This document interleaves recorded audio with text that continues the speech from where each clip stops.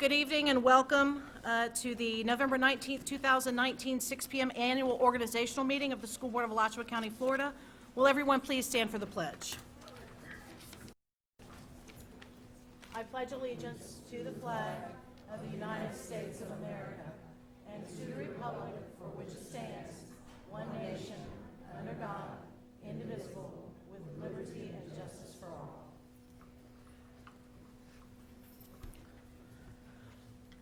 Thank you. The first item of business on the agenda this evening is the adoption of the agenda. Do I hear a motion? Moved by Board Member Certain, seconded by Dr. Paulson to adopt the agenda. Those in favor, please say aye. Aye. Those opposed? Motion passes 5-0. The next item on the agenda is reorganization of the board, election of chairman, and the floor is now open for nominations for chairman. Mr. Hyatt. I nominate Eileen Roy for chair. Second. I'm sorry, we'll repeat that. You nominated, who was the second? I'm sorry. I nominate Eileen Roy for chair. Second. So it's been moved by Mr. Hyatt and seconded by Dr. Paulson to nominate Ms. Eileen Roy as chairman as the School Board of Alachua County. Are there any further nominations? Ms. Certain? I don't think I'm... Yes, I'm sorry. I'd like to nominate Dr. McNeely. Well, I have to ask for other nominations first to see if there's another nomination. Right. So I have a motion for Dr. McNeely as chair. Do I have a second? Seeing that I do not... Second. I'm sorry, seconded by Dr. McNeely. Okay. Mr. Delaney, do I vote in the order of the nominations, or how does that proceed? Vote in the order of the nominations. All right, so the first nomination was Ms. Eileen Roy. Those in favor of Ms. Eileen Roy as chairman, say aye. Aye. Those opposed? No. So the ayes have it, 3-2, and Ms. Eileen Roy is elected chairman of the school board. Thank you. Thank you. Next item on the agenda is election of the vice chairman. The floor is now open for vice chairman. Is there a motion? Dr. Paulson? Yes, I nominate Dr. McNeely. Second. So it's been moved by Dr. Paulson and seconded by Mr. Hyatt to nominate Dr. Leonetta McNeely as vice chairman of the School Board of Alachua County. Are there any further nominations? If there are no further nominations, the floor is closed. All those in favor of Dr. Leonetta McNeely as vice chairman, say aye. Aye. Those opposed? The ayes have it, and Dr. Leonetta McNeely is elected vice chairman of the school board. Motion passes 5-0. Congratulations, Dr. McNeely. Next item on the agenda is establishment of board meeting dates and times. It is recommended that the school board continue to hold its regularly scheduled business meetings at 6 p.m. on the first and third Tuesdays of each month, with the exception of the first meeting in December, January, and July. Is there a motion to that effect? So moved. Moved by Ms. Roy, second. Second. Seconded by Dr. Paulson. Discussion, Ms. Certain. Yes, I'd like to modify that motion to be that we add to have a working session at least once a month in the coming year. Okay, so in addition to the first and third Tuesdays of each month, an additional working session or workshop? For a workshop, or to take care of school business so that we don't have to meet individually with staff members and things of that nature. We could have a standing meeting once a month, be it on the first or the third Tuesday, so that, you know. Okay. And, I'm sorry, Mr. Hyatt? Madam Superintendent, and maybe would this be a specific time that we would be doing this, or it's just? Oh, that's a good point. I would need to ask Ms. Certain since I would like to have it at a certain time so that we could schedule it. I would suggest at, say, 1 or 2 on that, whichever Tuesday we decide to have it on. And we'll say the first Tuesday of each month at 2 p.m., a working session, in addition to our regularly scheduled meeting. I can't meet at 1. Hospital appointments, doctor appointments. What time is working due city? Well, another hour later, but at this one's not. 2 p.m.? 2 p.m.? So I'd like to move that we modify the motion to include, in addition to meeting on the first and third Tuesday at 6 p.m., that we would have a working session on the first Tuesday of each month at 2 p.m. Okay, so first we vote on the amendment to the motion. Oh, I'm sorry, a Second. second for the amendment. Okay, moved by Ms. Certain, seconded by Dr. McNeely. Any further discussion? Okay, so to vote on the amended motion, the amendment to the motion, which would, the school board would continue to hold its regularly scheduled business meetings at 6 p.m. on the first and third Tuesdays of each month, with the exception of the first meeting in December, January, and July, with the addition of a workshop at 2 p.m. on the first Tuesday of each month. All in favor, say aye. Aye. All opposed? Motion passes 5-0. Next, we have the 2019-20 board committee assignments in your packet. I believe it's C4. Okay, Karen, sorry, I'm sorry. Superintendent, we need to vote on the overall. That I'm was the so sorry. amendment. So- So the overall motion, I will read it, recommended that the school board continue to hold its regularly scheduled business meetings at 6 p.m. on the first and third Tuesdays of each month, with the exception of the first meeting in December, January, and July, with the addition of a board workshop at 2:00 p.m. on the first Tuesday of each month. All in favor, say aye. Aye. Opposed? Okay, motion passes 5-0. Okay, back to the 1920 board committee assignments. Board members, please indicate if there are any further changes at this time.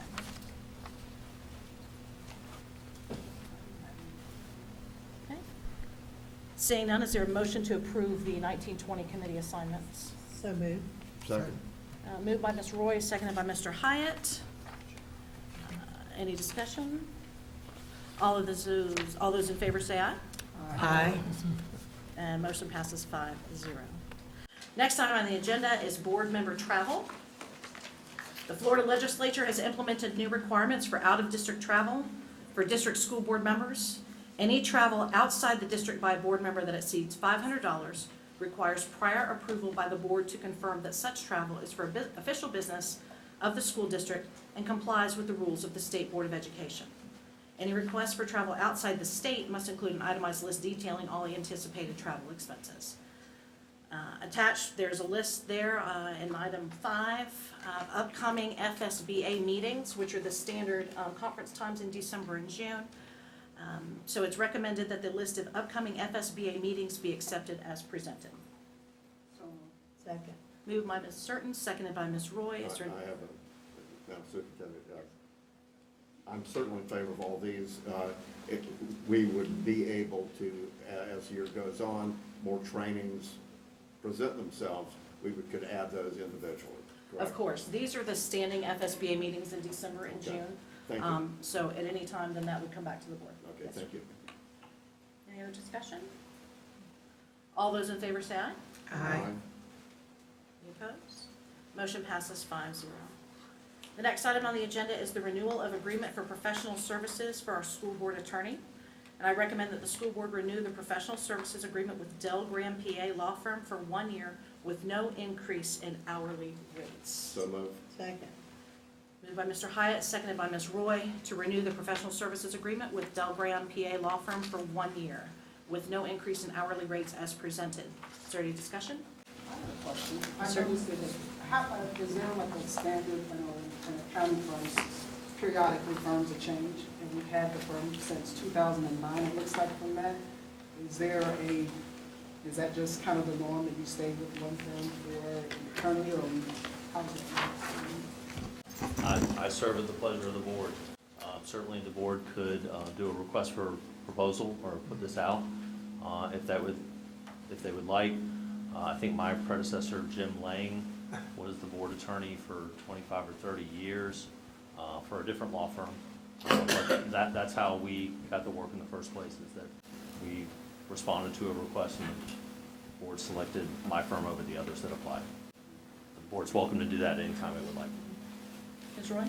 I was just going to say that all of us evaluate the services of the attorney once a year, and I would think that, I haven't seen any great dissatisfaction with Bill Graham. Seems like everyone is pretty satisfied. So I would think that would play into any decision as to whether we wanted to change Thank you. That's all. Anybody else? Okay, all those. I heard Attorney Delaney say that he serves at the will of the board, but I don't think and I guess you said too, Attorney Delaney, that we're open, or we could be open for any other firm. Is that what you were meaning? Yes, ma'am. If the board would like to do a request for proposal or to put out a bid for other firms to compete for the work, that's up to the board to do. So Attorney Delaney, would that have had to happen before tonight? No, ma'am. The contract runs on an annual basis, so it would be on January 1st. If the board was interested in doing that, we could extend the contract for a month at a time, or obviously I will work with whatever the board would prefer until you could get through competitive bid process.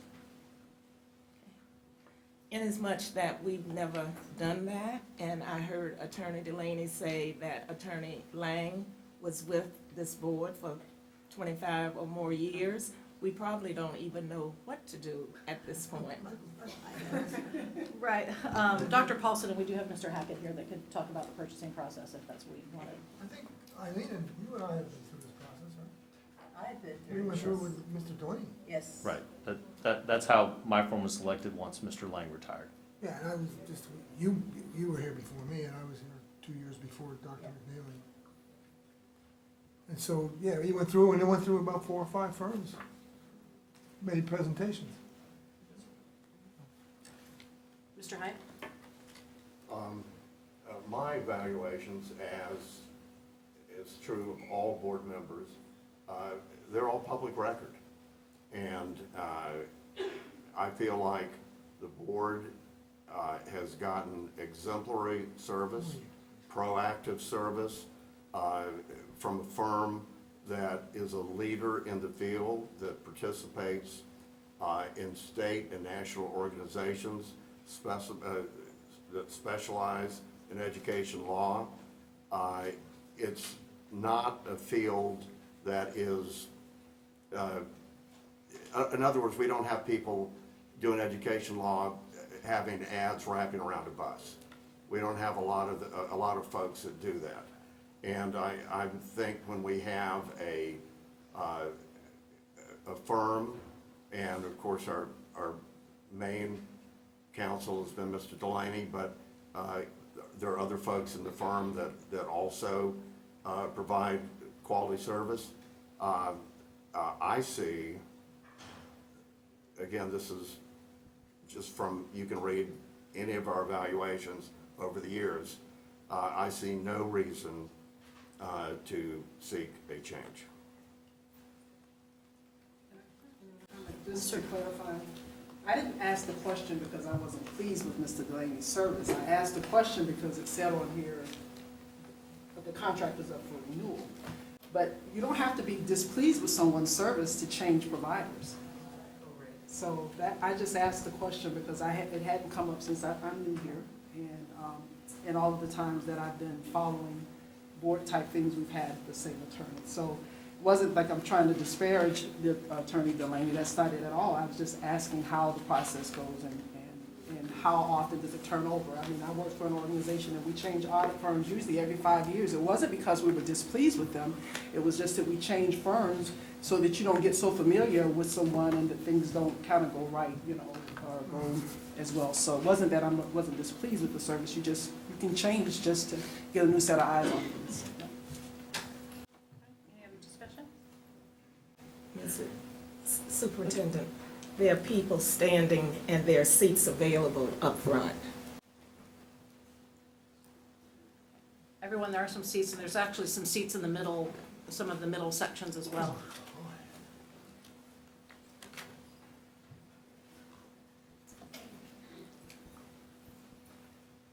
Okay, so we're on the motion to renew the professional services agreement with Del Graham PA for 1 year with no increase of hourly rates. All those in favor say aye. Aye. Those opposed? And the motion passes 5-0. The organizational meeting of the school board will take a short recess to change seats, and then we'll move on to the leasing corporation, which will take just a short time, and then we will convene with the regular business meeting. I would like to call to order this meeting of the School Board of Alachua County. And we are going to have the annual meeting of the Alachua County School Board Leasing Corporation. The date is November 19th, 2019, and I'm going to turn the meeting over to Mr. Alex Rella, Assistant Superintendent. Thank you, Chairman Roy. And this, as Ms. Roy said, this is the annual meeting for the Alachua County School Board Leasing Corporation. We always do our reorganization after the board does. Just to look at the agenda, item number 1, roll call. Please let the record state that all 5 board members and the chairman are present. This meeting, item number 2, this meeting obviously was noticed per the sunshine laws. And at this point, I'm sure you guys have had a chance to look at the minutes from the November 20th, 2018 leasing court meeting. So I will entertain any motion to adopt those minutes. Second. Moved by Ms. Certain, second by Ms. McNeely. I'm sorry, it's kind of hard to hear all the way over here. And all those in favor, say aye. Aye. All those opposed, same sign. And the motion carries 5-0. Next order of business is the selection of the officers. And for the leasing corporation, historically, it's always been the chair is the president, the vice chair is the vice president, and the superintendent is the treasurer. For president, I will entertain any motions for nomination. Make a motion that you adopt all 3 of them. I suppose you could. Is that yes? Second. So just to clarify, Dr. Paul, so you're nominating All 3. Eileen Roy for president, Dr. McNeely for vice president, and the superintendent, Karen Yes, sir. Clark, as the treasurer. Do I have a second to that motion? Second by Board Member Certain. All those in favor say aye. Aye. All opposed, same sign. And the motion carries. The item number 6, any unfinished business, there's none that I know of. And of course, the board, feel free to chime in here. Any new business that anyone's aware of? Seeing none, this meeting is adjourned. Wait, sorry, Mr. Rella, did we do number 4?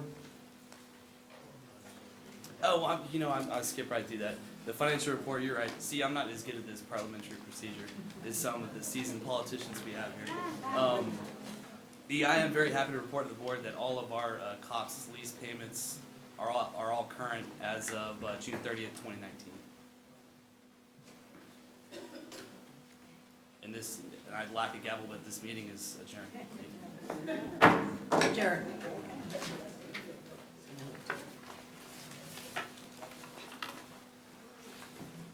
All right, we're on to the next phase of the evening. This is a school board meeting, which is the regular business meeting of November 19th, 2019.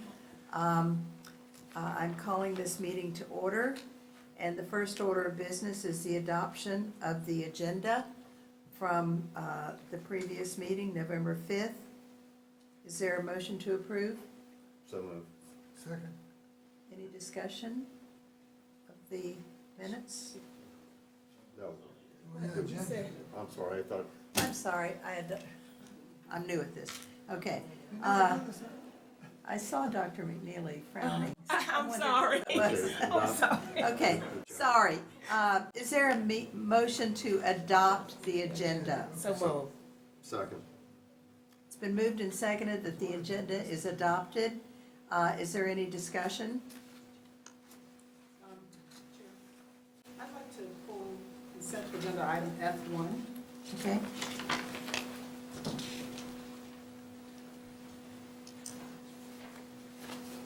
All right, that would be F1, employment of personnel.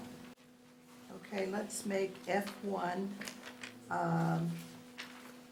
do we do it first or last on the? G10, okay, let's make it G10.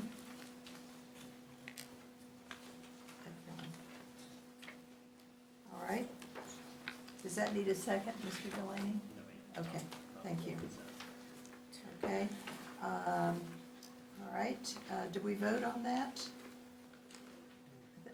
I think I was asking for discussion on the adoption of the agenda. It was moved and seconded, but we haven't voted. Is there any other discussion? All in favor then? Aye. All opposed? And the motion passes. Now we go on to the approval of the agenda of the minutes of the meeting for November the 5th, 2019. Is there a motion to approve? So, second. It's been moved by Ms. Certain and seconded by Mr. Hyatt. Is there any discussion of the minutes?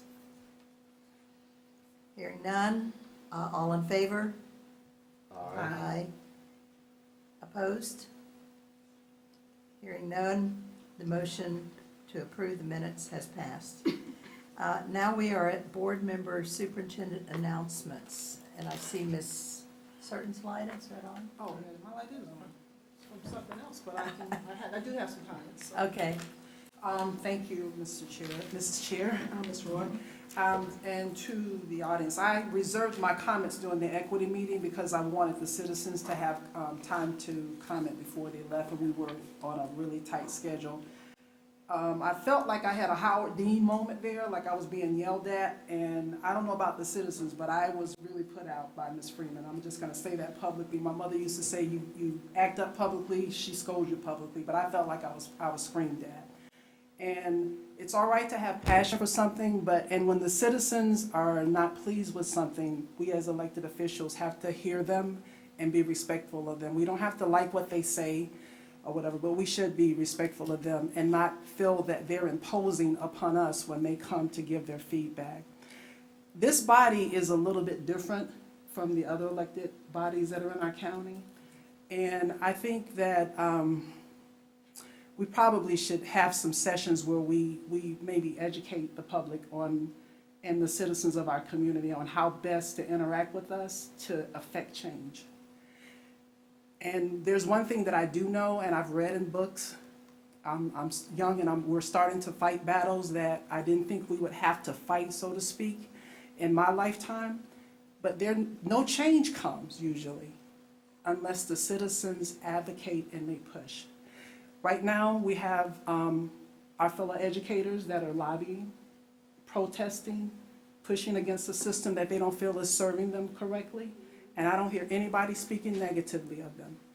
But as soon as a sector of the population around here circulates a letter that I heard mentioned to early about what they don't feel is happening correctly in this system, that they pay taxes to support, and that is to educate their children, to give them their students a high quality education, it's like they're getting scolded. So I apologize to each of you that were here and may have been offended. I apologize, I was offended. And it is our citizen right, it's our right to be able to do that. And I encourage each of you to continue to push against the system, because the system won't change if we don't push. We heard nothing about the achievement gap or anything until about 2007. It was like, and it hadn't, 2017, that I can, it wasn't like public knowledge. But as soon as the citizens started talking about it and made it an issue and talked about the disparities in all of these areas, then it became an issue. So please, don't give up. Keep doing that. Now, they might not hear you, but then there's a way to change that as well. When they don't, because we work for y'all. We work for y'all. All of us up here work for you all. I do. You pay my salary. Your property taxes, your sales tax pays my salary. I gave up my working job, so I work for y'all now. And I welcome you to come. You may only have 3 minutes, but you can email me, and I'm willing to come and meet on your time. I don't want you to have to take off from work, and I will be advocating to the superintendent. I'm one of her bosses. She has 5 of us that vote to retain her. I'm just one. I will listen and take your concerns to her. I can't change much. We hire her to run the day-to-day operations of this district. And so then we have to hold her accountable. So I was a bit put out earlier, and so I don't want to get like really in my feelings, but I do want to tell you all that I am urging you all to continue to advocate. I am proud of my fellow citizens who started the open letter, because if we don't speak out, nothing changes. Years ago, there were two systems, separate and unequal. They didn't change on their own. Right here in Alachua County, it didn't change on its own. So I urge you all, and again, if my colleagues are not with me on this, I speak for Tina Certain, board member Certain. I can't speak for anyone else. I speak for me. But I hear you, and there's power in the vote. There's power in mobilizing, and it's your right. It's your civic right. That's the government. It's we, the people, for the people, government of the people, by the people. So that's your right. So those are my comments, and thank you all for coming. Mr. Hyatt? Thank you, Madam Chair. Wanted to mention as a music educator that we have 28 Alachua County students who have been recognized and have been selected by audition for the various all-state ensembles, which will meet in Tampa in January. And the schools represented will be Buchholz, East Side, Gainesville High, Bishop Middle, Kanapaha Middle, Lincoln Middle, and Wiles Elementary. So congratulations to those students and to their teachers. Also, I wanted to mention the State Board of Education meeting Friday, and it did appear in today's Gainesville Sun. The meeting was on Friday, and there were 23 schools who had turnaround plans that were presented, had been presented to the Board of Education. And those 23 schools included 14 districts. There was only one district where the superintendent was required to be there, and that was Alachua County, because our superintendent, with support, with conversation from the people working with our staff, tried to keep the principal intact, the position intact at Idlewild. That is just what happened.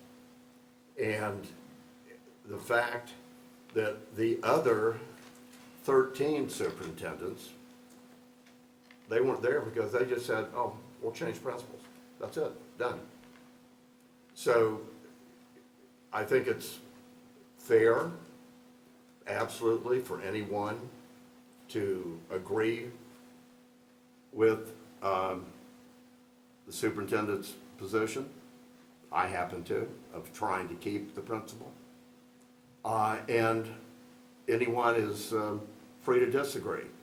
But the facts are clear that she made the effort to say home rule is important, that we know better than Tallahassee.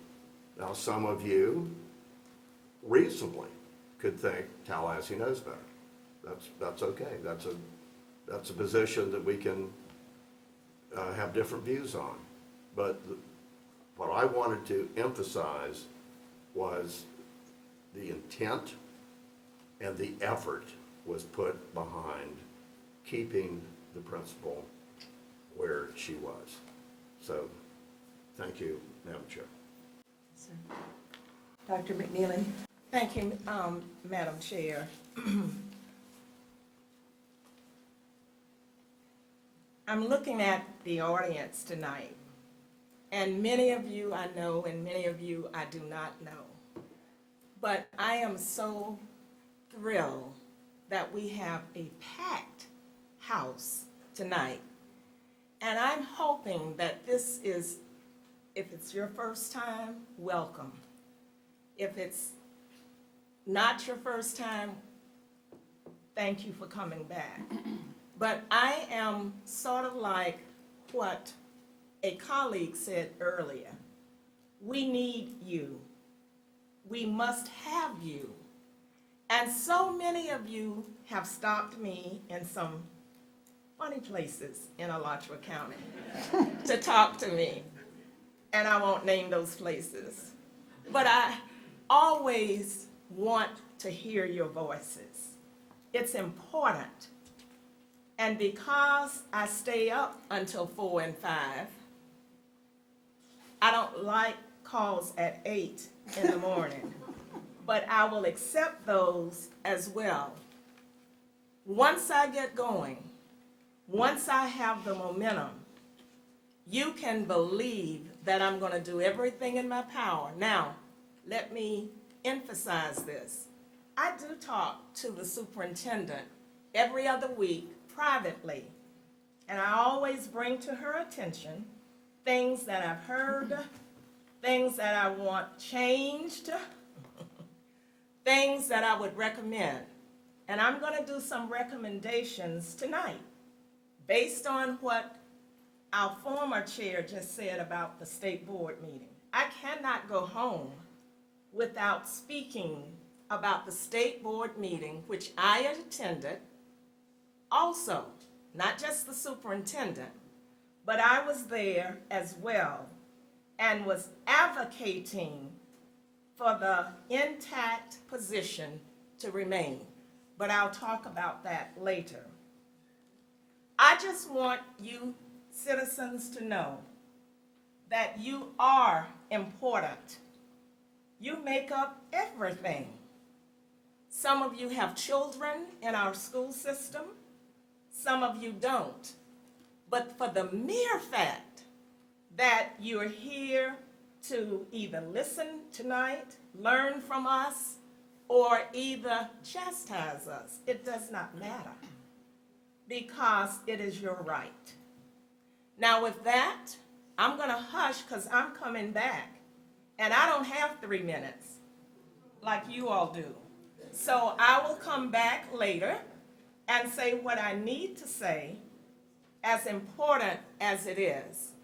I do want to say to the Gainesville High School students, I thank you for participating with the Sports Town Hall meeting at the Harn Museum. You were in full force, you were listening, you contributed, and I want to thank you for the participation. But I also want to thank the adults that had to get you there and stay with you and get you back home safely. And that was Gina Simonton, Gail Donnelly, Cindy Bullware, I might have said that wrong. Help me again.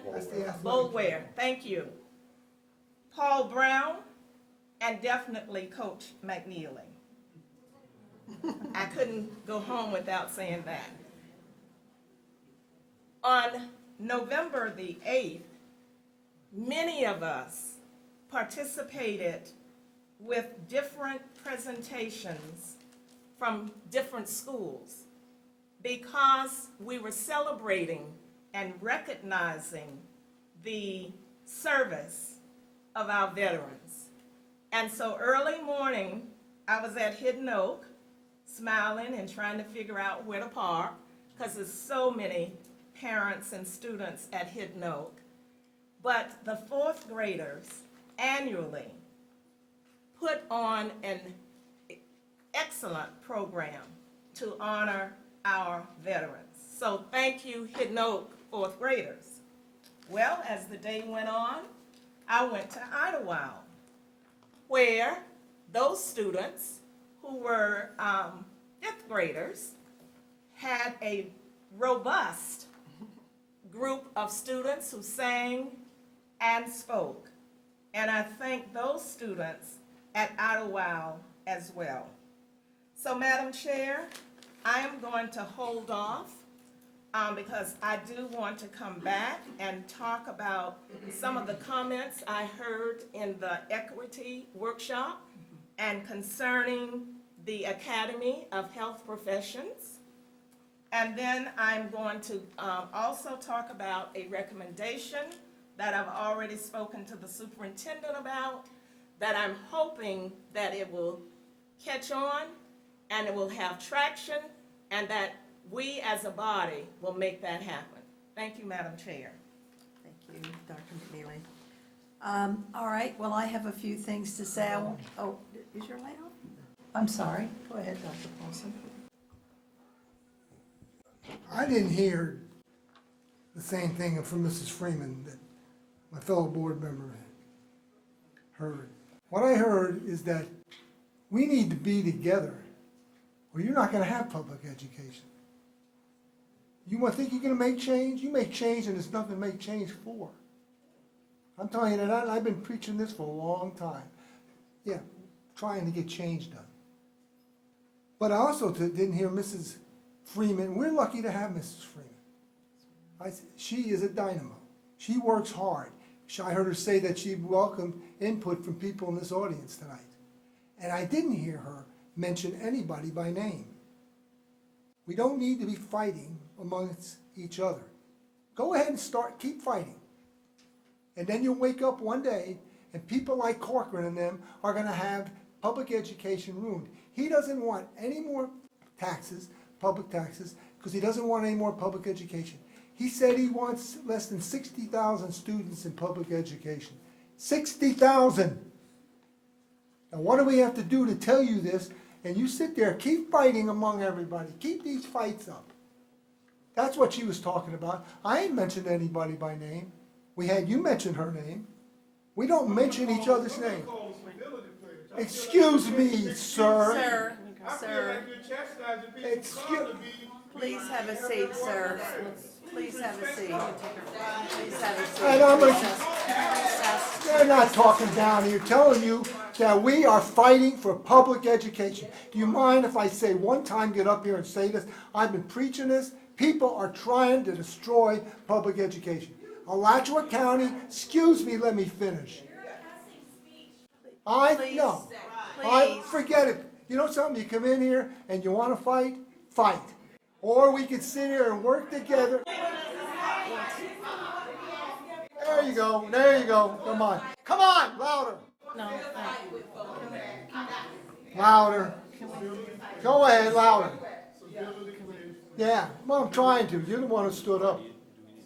can we take a recess? Sir, Madam Chair. please, Madam Chair. please. Can we just recess for a minute? Can we just recess Uh, for 2 minutes? We will take a recess for 5 minutes to calm down, please. Thank you.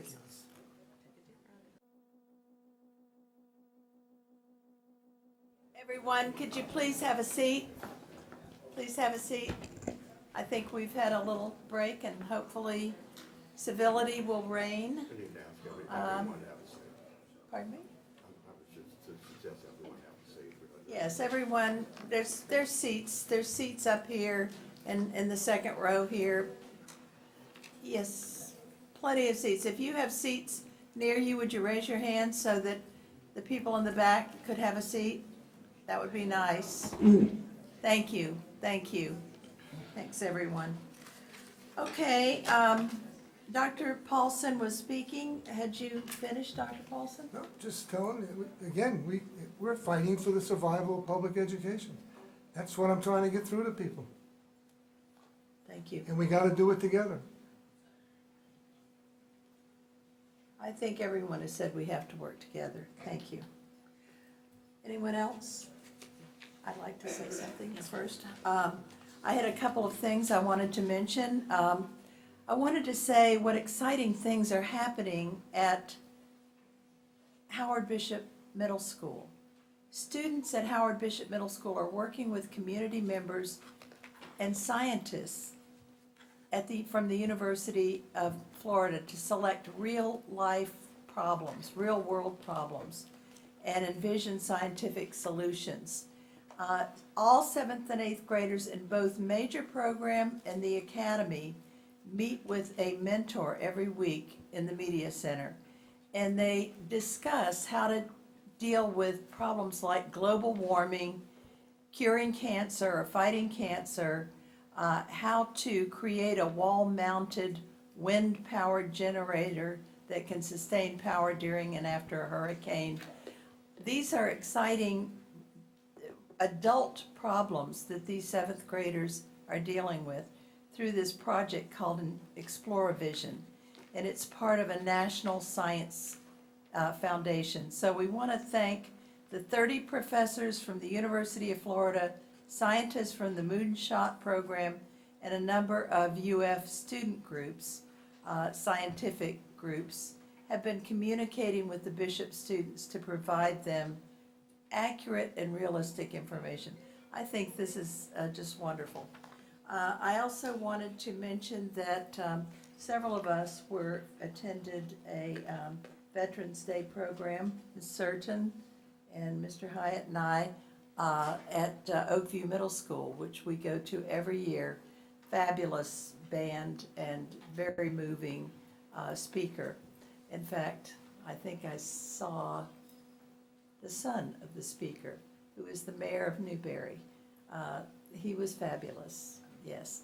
And that was wonderful. And this morning I attended a program at Norton Elementary School where Dr. Jacob Atim spoke. I don't know if you know that name, but he is one of the lost boys of Sudan who had to migrate across several countries to survive. He is a PhD working at the University of Florida, and he spoke to the students about what it's like to grow up in a war-torn country, and showed them pictures of starving children that moved the children. I just could not believe how attentive these fifth graders were.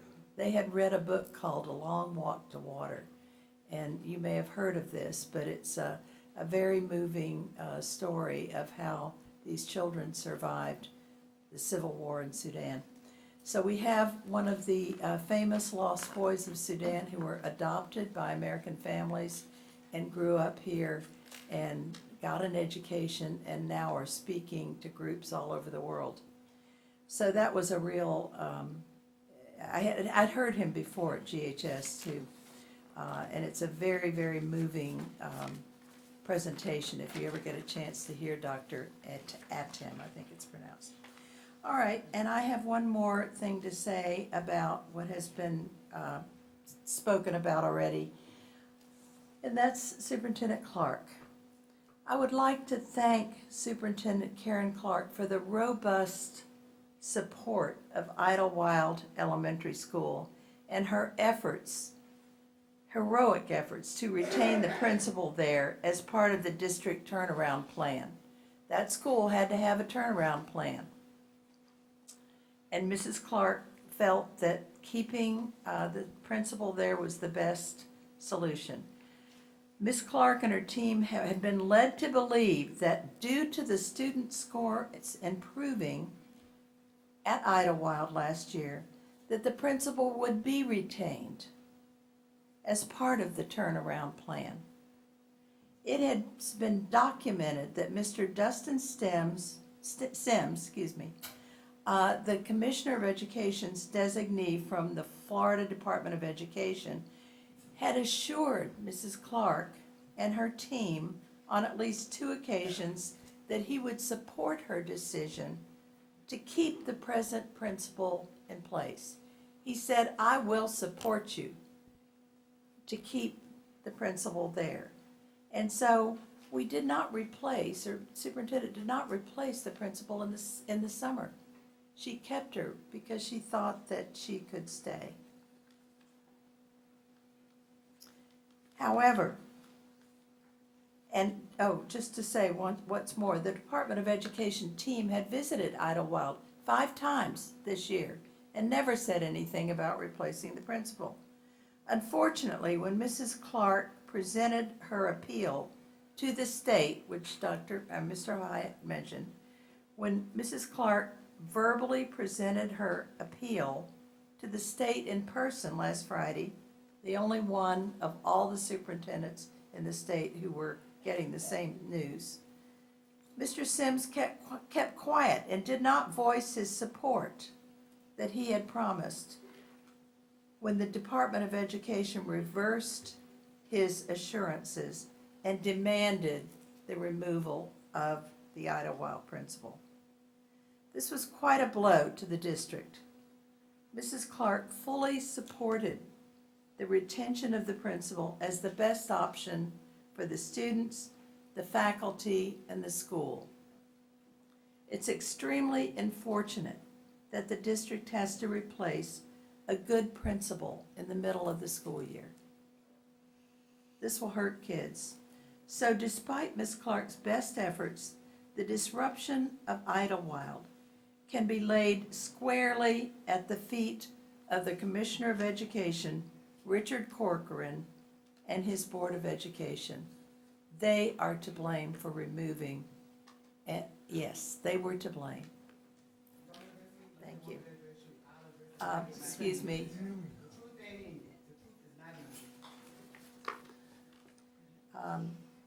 Mrs. Clark, would you like to speak? Yes, thank you. I have a statement that I would like to read. Some of it reiterates part of what Mrs. Roy said and what Mr. Hyatt alluded to, but I felt that it was important that I read this statement this evening. Last Friday, November 15th, I presented to the Florida Board of Education what I believe were compelling reasons the State Board should allow Ms. Wanda Wakely to remain as principal of Idlewild Elementary. Those of you who were there or saw the video know that my presentation took place in a very aggressive and hostile environment in which I was not really given the opportunity to fully participate in the discussion. Essentially, I was unable to have a productive conversation with the State Board. On my way home from this very frustrating meeting, I was made aware that there were posts circulating on social media that were completely misrepresenting the purpose of my appearance before the State Board. And although I generally don't comment on social media, some of these posts were completely inaccurate and misleading that I felt I wanted to publicly address them this evening. It appears that the majority of the posts were based on my dialogue with one of the State Board members, Mr. Grady. At one point, I was very aggressively asked as to why I checked the box on the Idlewild turnaround plan, stating that I would remove the principal, and then I did not remove the principal. Unfortunately, the opportunity was not there for me to fully respond to this question, and tonight I wanted to share some critical information that provides essential context. The turnaround plan for schools template from the Department of Education has a series of check boxes, assurances the districts must check before the plan can even be submitted. There is no choice. As stated by Board Member Grady, one of those boxes does say the district shall ensure that the principal will be replaced. However, he and other DOE personnel failed to read the full statement, which says the district shall ensure that the principal will be replaced unless recommended for retention in collaboration with the department. Had I been given the opportunity, I would have pointed out to the State Board that during both phone and in-person conversations over the summer, the head of the state DOE team assigned to Idlewild stated that he could support the retention of Ms. Wakely at Idlewild based on the positive data trends at the school. Since the school year began, the DOE team has visited with district staff and Mrs. Wakely and her team 5 separate times. Never in any of those meetings did a DOE representative say anything about removing the principal. Thus, I went to the State Board meeting fully expecting that Ms. Wakely would be able to remain as principal.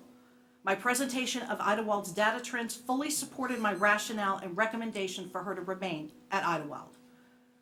Unfortunately, the State Board did not support my recommendation. The atmosphere at the meeting was unsettling, even disrespectful, and I strongly believe that the outcome was not in the best interest of children. Of course, we are not the only district dealing with this situation, as mentioned. Of the other 22 turnaround plans from across Florida presented to and approved by the State Board on Friday, every one of them required the removal of a principal.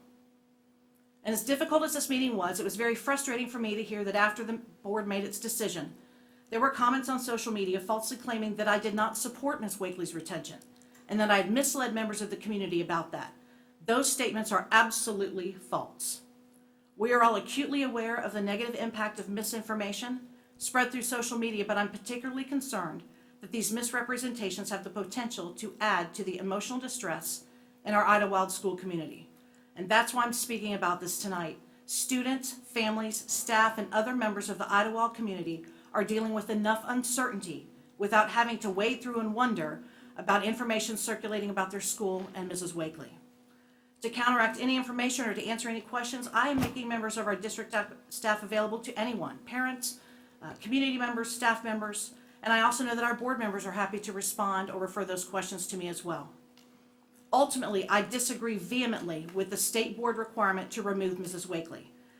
That being said, as superintendent, I must follow state mandates. I want to publicly and personally thank Mrs. Wakely for her ongoing efforts to improve the achievement of the students at Idlewild, her dedication to the school and staff, and for her grace, courage, and professionalism during her appearance before the state board in what was a very challenging atmosphere. I also want to offer her my personal assurance that I will continue to support her efforts as a principal leader. I realize this is a very long statement, but I felt that it needed to be said, and I appreciate the board's time and patience in listening. Thank you, Mrs. Clark. The next item on the agenda is the consent agenda. Oh, excuse me, citizen input. 15 minutes will be provided for citizens to address the board prior to the regular business meeting. It is requested that citizens keep their comment to approximately 3 minutes. And please be civil in your remarks.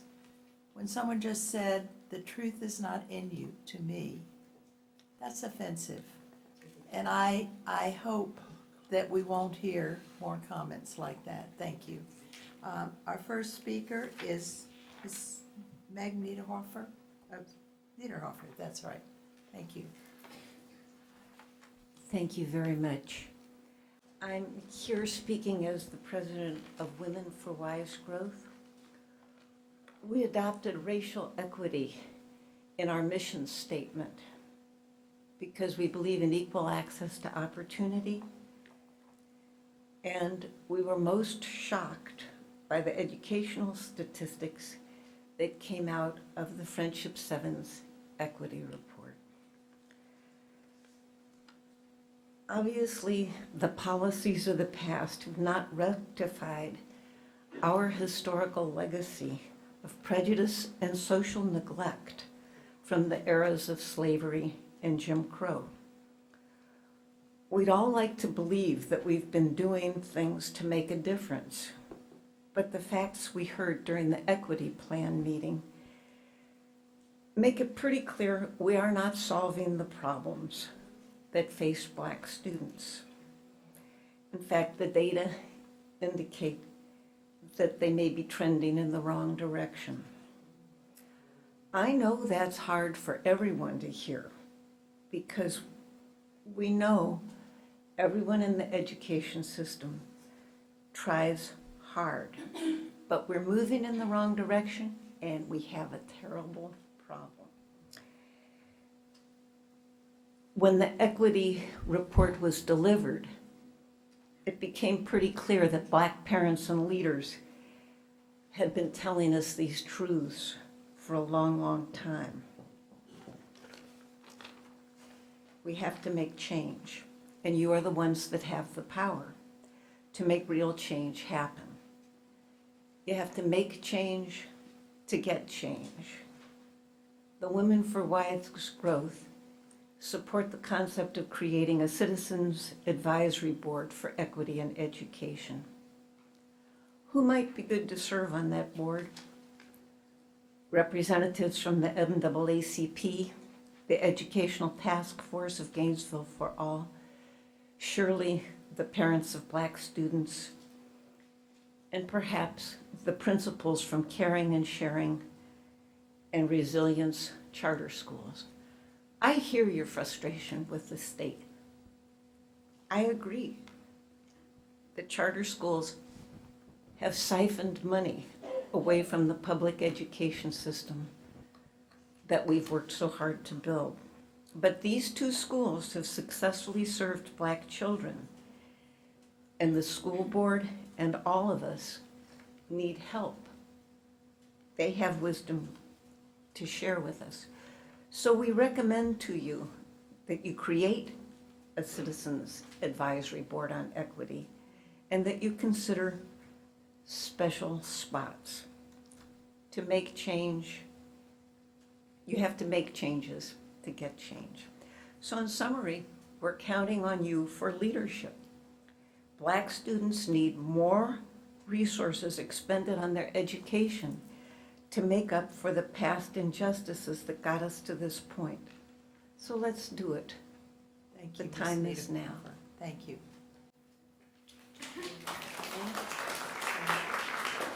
Next speaker is Courtney Simmons. Hi, I'd like to request that Carly Simon go before me. Carly again? Okay. Yes, thank you. I don't know where she is.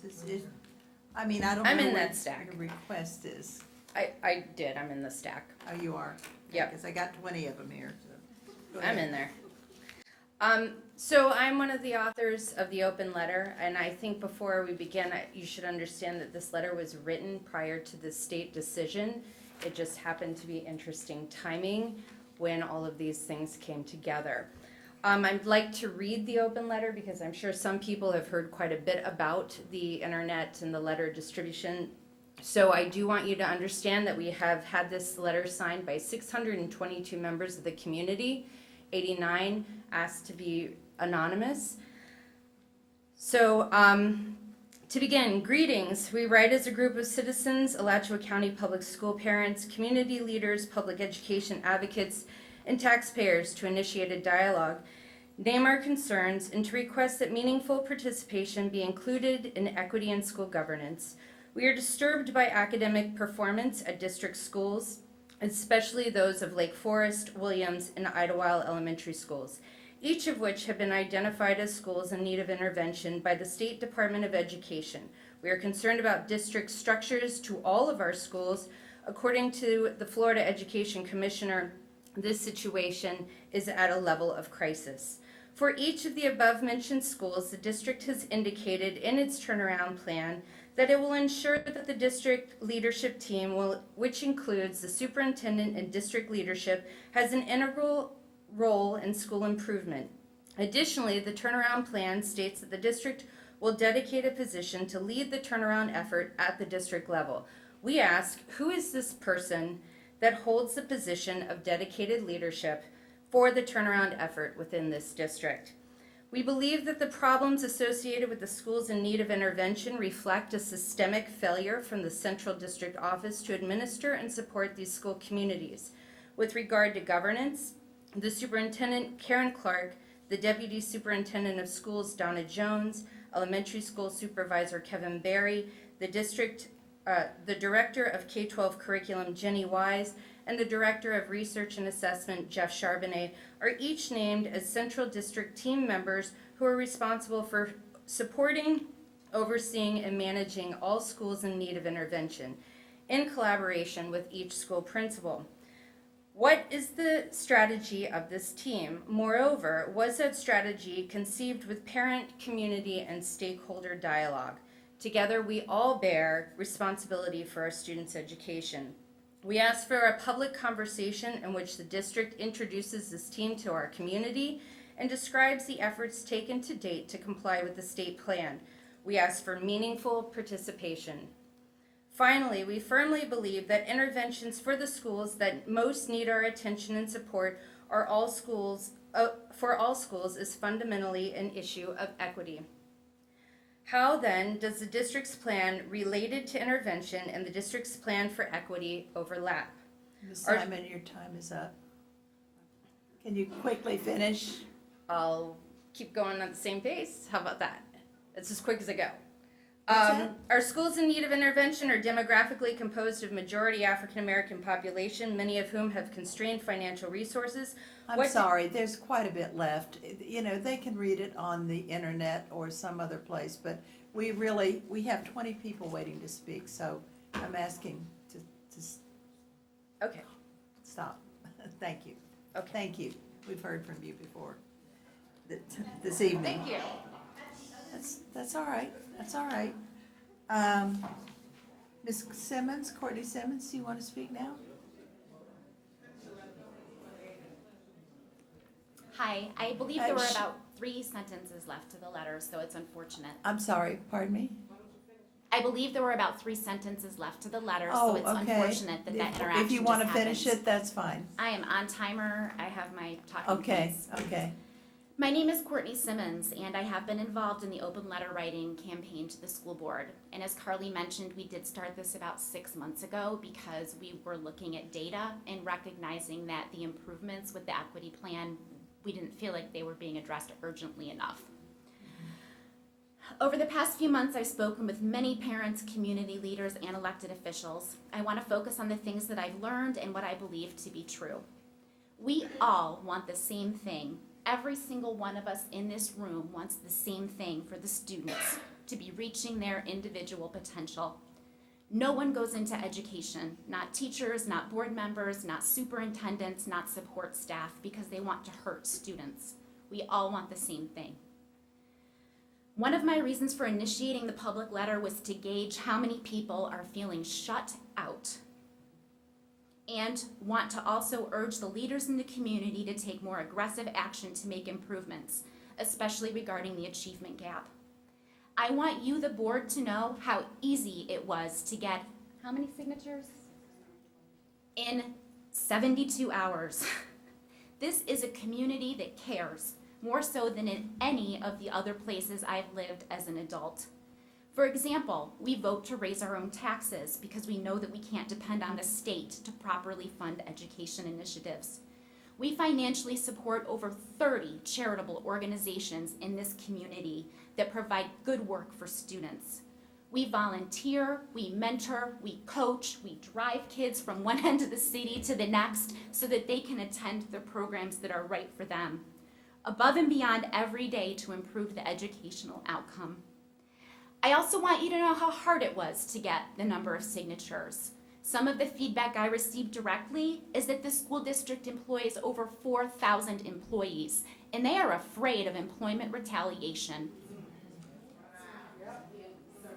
Community groups that depend on you to work with them, to share resources and students, they don't want to sever their relationships negatively with you by making any comments that may be taken out of context.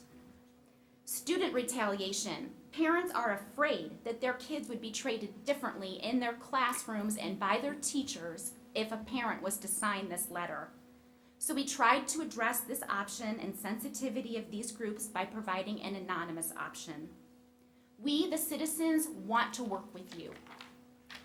The city also wants to work with you, as evidenced by the joint meeting on November 6th. I personally sat for over 3.5 hours. My time's up. Thank you, Ms. Simmons. Anna Prizia, please, let's. Anna Prizia, is she here? Yes.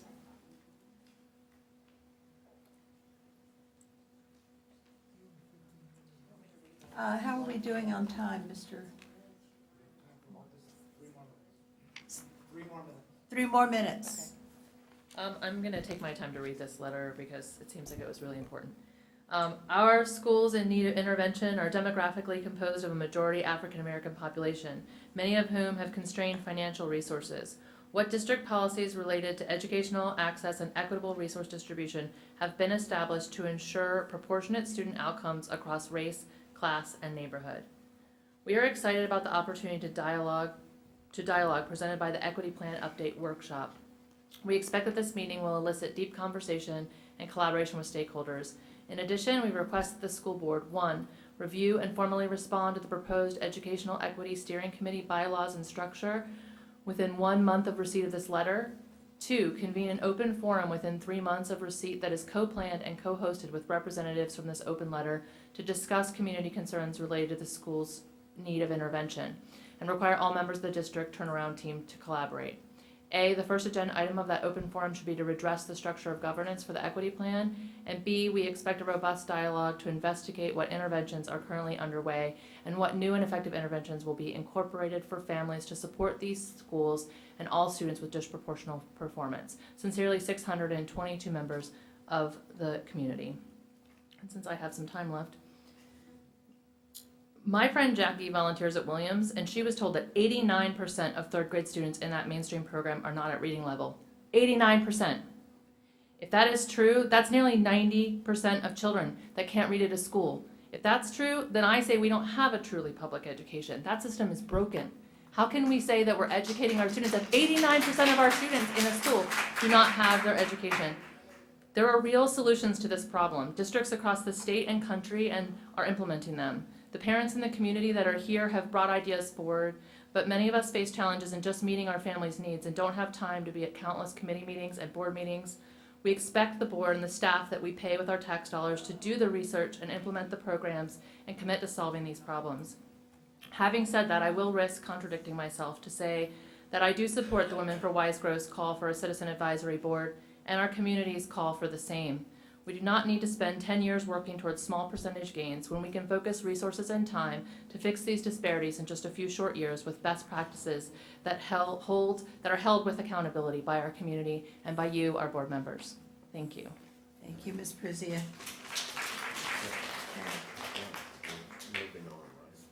Yes, I think that is as much time as we have for citizen input. However, the rest of the people can speak at the second citizen input, which just comes up pretty soon, hopefully.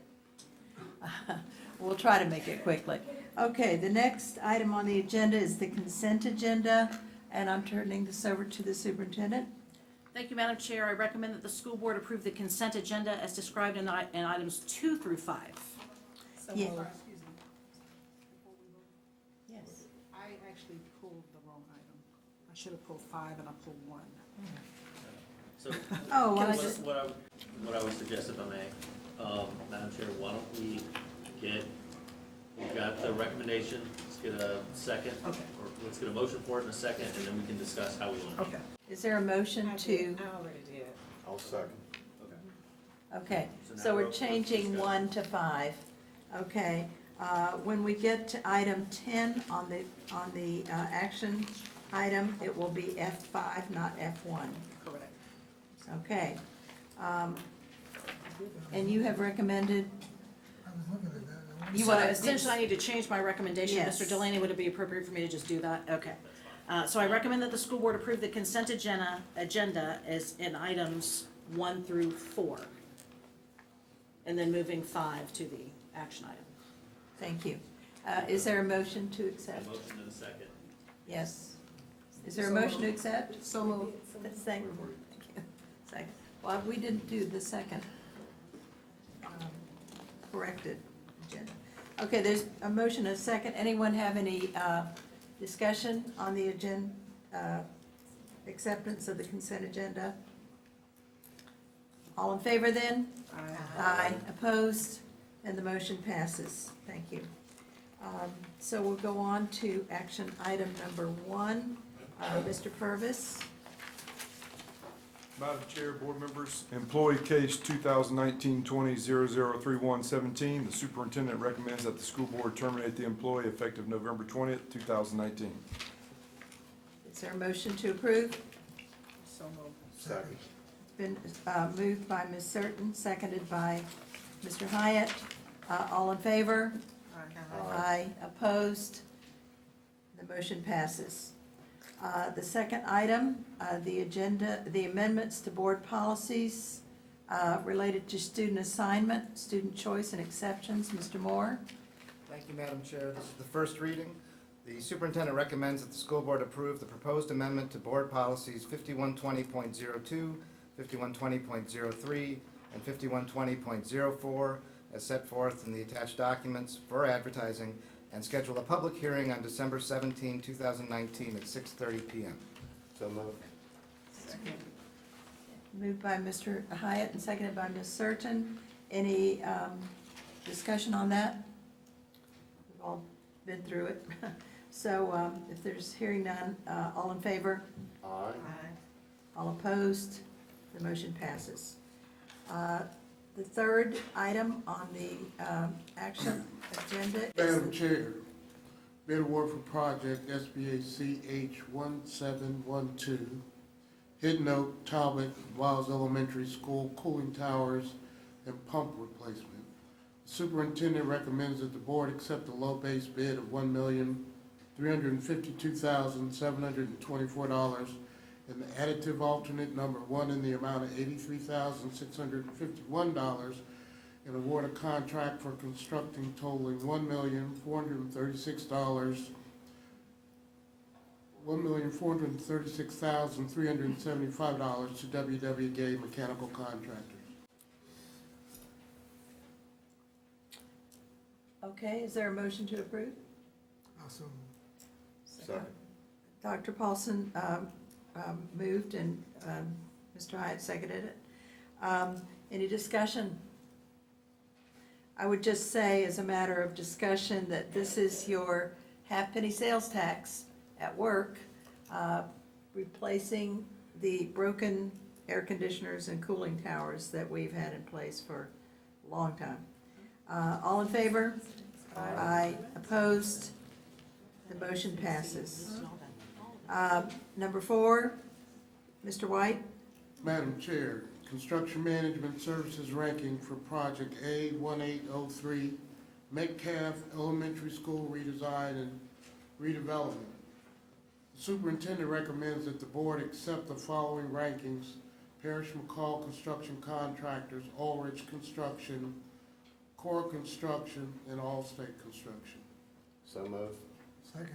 It's been moved by Mr. Hyatt, seconded by Dr. Paulson. Any discussion? Hearing none, all in favor? Aye. Opposed? And the motion passes. Number 5, Mr. White again. Madam Chair, change order number 1 for Stephen Foster Elementary School North parking lot upgrades. Superintendent recommends that the school board approve the change order number 1 in the amount of $27,136.45, which adds no calendar days to the contract time. Is there a motion to approve? So moved. Second. Second. Seconded.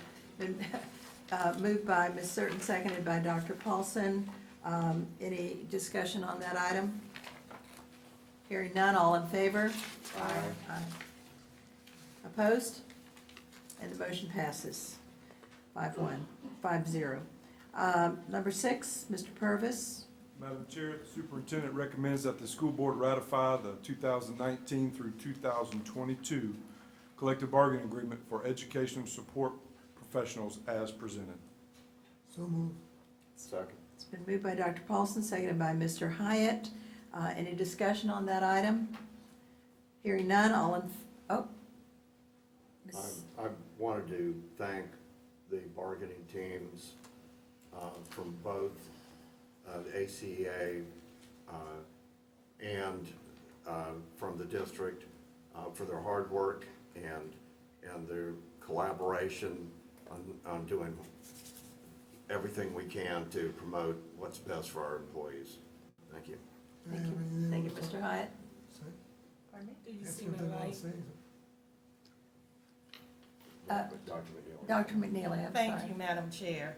I wanted to say I'm happy that the employees were able to ratify this portion of their contract, but I do want to put out in the atmosphere that there are some employees that were not given some consideration. I've spoken to Mr. Paul White just a day or two ago, Director of Facilities and Operations, as well as the Director of Transportation. I am going to hold continual meetings with those individuals until we can, and I know ratification ended Monday, but we must go back to the tables when it's appropriate to talk about some other employees without calling any names tonight. That would not be appropriate, but positions I want to talk about later. I know that it's getting late, but it's imperative, as I said to the Assistant Superintendent White and Transportation Director Reginald Thomas, that some things must change. And if people are voiceless and we do certain things through a process of collective bargaining, many times employees will be left out. Those individuals that I'm speaking in reference of, Mr. White and Mr. Thomas and Mrs. Stross, who was with me in that meeting, they all know what I'm referring to. And that will come up again and again and again. Thank you, Madam Chair. Thank you, Dr. McNeely. Ms. Clark, your light is on. Okay, I just want to make sure. All right, all in favor then of the ratification of the collective bargaining agreement? Aye. Aye. I think that was everyone. The motion passes. Any opposed? No one's opposed, so the motion passes. Number 7, Ms. Wise? In terms of ratification of amendments to the 18 to 21 collective bargaining agreement for instructional personnel, the superintendent recommends that the school board ratify the 2019 amendments to the 2018-21 collective bargaining agreement for instructional personnel as presented. So moved. Second. It's been moved by Mr. Hyatt, seconded by Dr. McNeely. Any discussion on that? Hearing none, all in favor? Aye. Any opposed? The motion passes 5-0.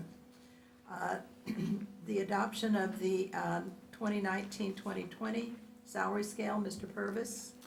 Madam Chair, the superintendent recommends that the school board adopt the teacher, the educational support professionals, bargaining union members, professional technical, non-bargaining union members, administrative, and other compensation salary schedules for 1920 as presented. So moved. So moved. Mr. Hyatt has moved Second. and seconded by Mrs. Certain. I wanted, any discussion on that? I wanted to second what Mr. Hyatt said, to thank you to the members of both bargaining teams. It was a long, hard slog, and you all did a marvelous job. So, all in favor? Aye. Opposed? Hearing none, and the motion passes. Partnership statement with Mrs. Wise. Thank you, Madam Chair. In October of 2018, Alachua County Public Schools and the United Way, the lead agency of the Campaign for Grade Level Reading, together with other community partners, began work on a new Community Solutions Action Plan. The Campaign for Grade Level Reading is a national initiative where community partners work on the common goal of ensuring all students will be reading on grade level by 3rd grade. As we continue this work, we hope those who share this vision will be part of the work of the Campaign for Grade Level Reading, an initiative whose support for students begins at birth. The superintendent recommends that the school board agree to partner with the City of Gainesville and the other community agencies on the shared goal of every 3rd grade student reading on grade level within 5 years. Thank you. I would like to modify this recommended action. Is this the right time, Mr.? A second during the discussion. Dr. Okay. McNeely made the motion. Okay. Thank you, Dr. McNeely. Seconded by Second. Ms. Certain? Okay. All right, here is my request. The recommended action can stand as stated, except that I'm going to add something. The superintendent recommends that the school board agree to partner with the City of Gainesville and other community agencies on the shared goal of every 3rd grade student reading on grade level within 5 years, providing there is a written agreement in which all partners pledge financial resources and mentors to achieve our shared goal. It should not and cannot be agreed to by all partners and put the sole responsibility on the school district. So we need everyone. That's basically saying we need everyone.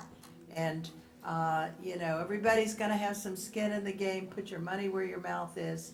and let's all work together and not just put, the responsibility on the school board. So that's my Do you remember? modification. Do we need a motion? Do we need a motion? We need a second for the amendment. Second. Second for the Second. amendment?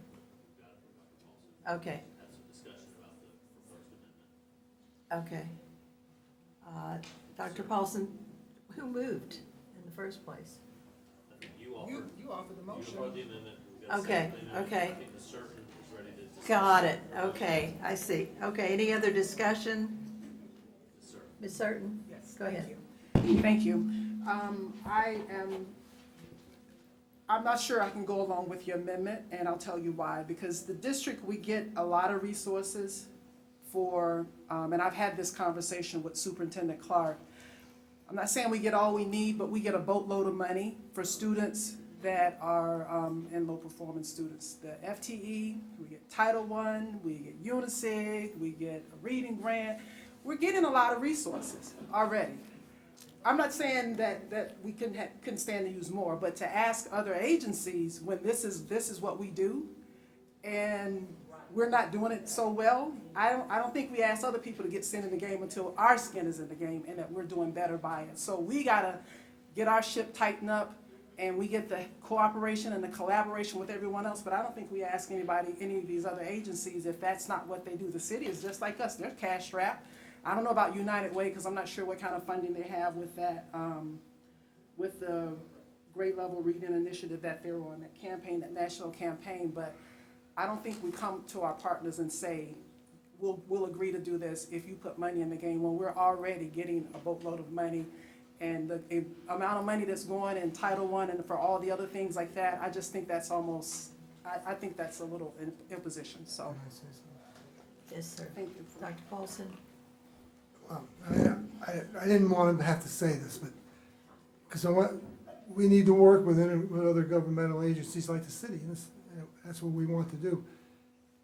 But the city, and we've been in discussions with a number of years, the rest of the community, we get charged an electric bill that nobody else in the state even comes close to having to pay. If we got charged the same as one of the other people that charged us, the city of Alachua, who gets their electricity from GRU, we would save at one point almost $2 million. So I think the city needs to put some money in the game. Because no other district, and you can check this out, and I didn't want to go because I know everybody else is attacking GRU, but GRU charges us an incredible amount of money for our electricity. They sell the same electricity to Alachua, who sells it at almost 2 to 3 cents a kilowatt hour less. That would have saved us $1.8 million 2 years ago. So I think this is a fair amendment. The city has a cash place that we don't have, and that we are strapped with, that other districts are not strapped with this same thing. $2 million is a lot of money. I mean, if you're gonna, so I think they need to put money into this. This is a good way for them. I know they can't fix this in 1 year because they've been using this money for other things. But so, we have a problem too. We're trying to educate your kids. So they need to put some money into this, and we've asked them to try to do this. So, I mean, it needed to be said. I wasn't at that meeting because I was at an operation, and I wish I was at that meeting because I'd have brought it up then. Okay. I think Dr. McNeely first. Thank you. Yeah. Thank you, Madam Chair. I'm certainly not going to try to negate what Dr. Paulson said about utility rates, because I feel it too, not just the school district. However, when we were at the joint meeting, and I know you were not present, Dr. Paulson, but the rest of us sitting there with the commissioners, even though we had a policy where we could not vote, but we talked about the efforts with collaborating with the city of Gainesville. So now tonight, we are going to throw this amendment in that we would vote if the city put some skin into the game. I just don't see us doing that at this juncture when we had an opportunity to talk about that on that night. So I left feeling that all we had to do was put it on our agenda tonight, which is there, and move it forward. I just, I just think that it's the responsibility of the city to help us as much as possible. And when we go to them for certain things, I don't think we're gonna jump up and say, or they should not come back at us and say, well, y'all got grants here and Title I there. I just think that we should have said it that night. I left there thinking that we were in one accord, we wanted this partnership, but we did not talk money. And so I feel that it's almost needed to go back and have another joint meeting so that this can come up, because it's unfair. They all voted unanimously for this, but we said nothing about finance. Can I say one more thing? Okay, Dr. Paulson. And I've been talking to them for a couple of years. We used to get business discounts from them. And then when they thought they couldn't lose our business, they did away with our business discounts. All we've ever, and we've been asking them for a number of years, Dr. McNeely, and you know that because I brought it to the rest of the board, to try to help us out with this. Because, if you look at what we're paying and what other school districts are paying, we're not a rich district. This is a lot of money. So this, I think, again, I wasn't being operated on while you guys were having that meeting, so I couldn't have been there. I wish I was there. But I have been talking to them, and with the knowledge of fellow board members, this situation. So I have no problem, I don't see why we can't ask them. This would be a good opportunity for them to make a good faith effort to make up for some of that money that we've been charged over the years. And that's all we ask. I know they're trying to get their house in order, but we need to take care of our school district and our kids. Thank you, Dr. Paulson. Ms. Certain? Thank you. So would the city of Gainesville be the only agency charged? Would we charge Aces in Motion? Would Aces in Motion, would the Girls Place, the Girls and Boys Club, would they all have to pay also to collaborate with us to help keep who else? Swag. Yeah, Swag. All our partners pledge, well, at least mentorship, financial and/or mentorship maybe, because, Dr. Paulson is right. We get, every other agency, city and county, they set their own millage. We don't. It is set by the state, and they reduce the amount that we can raise locally every year in our required local effort. I mean, it's true we have a lot of money, but this is a huge task. Can they just tell us what to do and then say, well, you do it? I mean, it's not a partnership, it's not an agreement unless other people have something to do with it other than just saying, you do it. But, you have your light on too, don't you? Yeah, I'm sorry. I actually wasn't done. I'm mixed when up she with started these talking. lights, but. I wasn't done when you finished. You weren't, when you I started. apologize. Go ahead. So my question is we have a partner that's willing, an agency that's willing to partner with us to help us do what we are required to do. Like, we're required to educate students. So to say they gotta pay us to help us, it's like, seems a little, No, they it can doesn't tell us seem, what to do. I don't know, I mean, we're getting paid to educate students, and when we don't educate them well, that's the reason why we're in the situation we're in with Lake Forest, Ottawa, and Metcalf and all those schools, because we're not doing a real good job. So they're willing to partner with us and allow us, I think if I recall correctly, to use their facilities and things like that. So they're giving in kind. They have some skin in the game. They're willing to come. They don't have people. They said they had places. They had centers, recreation centers and all that they were willing to partner with. And I can imagine they are business partners with Williams, one of our low performing schools, and have been for a number of years. I suspect that they would allow their employees, but to come, I think I'm with Dr. McNeely in that we didn't discuss that in the joint meeting about them partnering with us to help us educate our students, the students of our community, that they have to pay us. We didn't discuss that in the joint meeting, and now to spring that on them is, I can't agree with that. Okay. That's a separate, I think we discussed that issue separately, the utilities, we do that, we pursue that separately with Mr. Velarski and staff. Mr. Hyatt. Thank you, Madam Chair. You know, it's absolutely clear that GRU charges a high rate for us. If we just went to our second highest provider, we would do better. But I don't agree with the amendment. And the reason I don't is not because it couldn't help as far as the city indicating support financially just through electric rates. I think that that's something when we're getting together to say how are we moving forward, that's a subject that can be brought up then. That's a subject that we can talk about.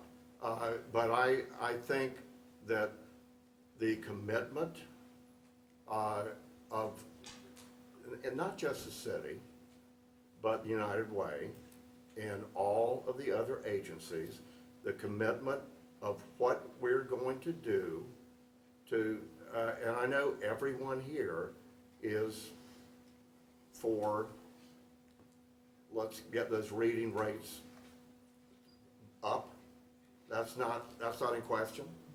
And so I would like to leave the motion as is, move forward, and when we meet staff to staff, then we can talk and see if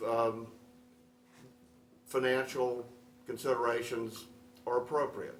But at this point, I totally understand it. I understand the motion, the amendment. I understand the importance of everybody sharing responsibility. But I think at this point, that's something to address as we move forward, and so I'm not going to support the amendment. Okay. As it turns out, we have a city commissioner here who has asked to speak to this issue.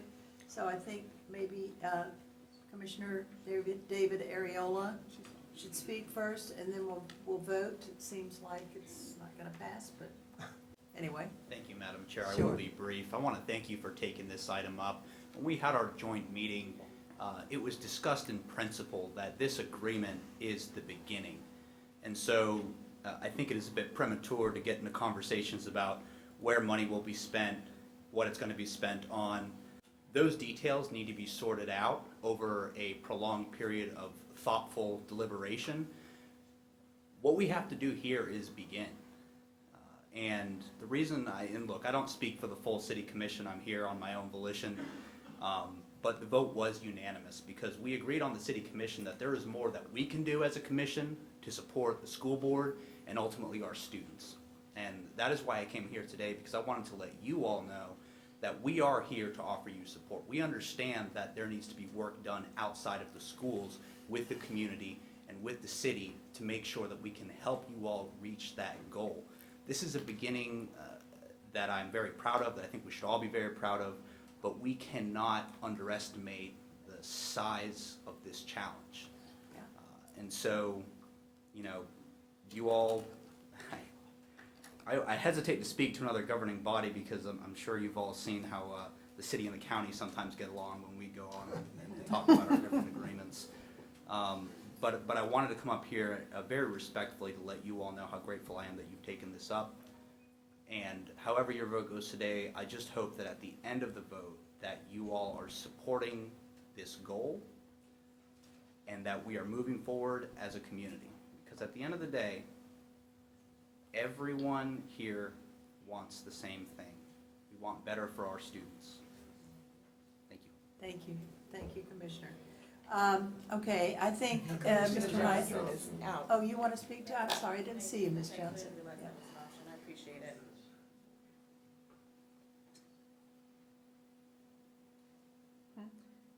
So, thank you for the opportunity to speak to you today. I also just wanted to echo some of what my colleague said. You know, what I believe that we do as governing bodies is that we set a high-level goal.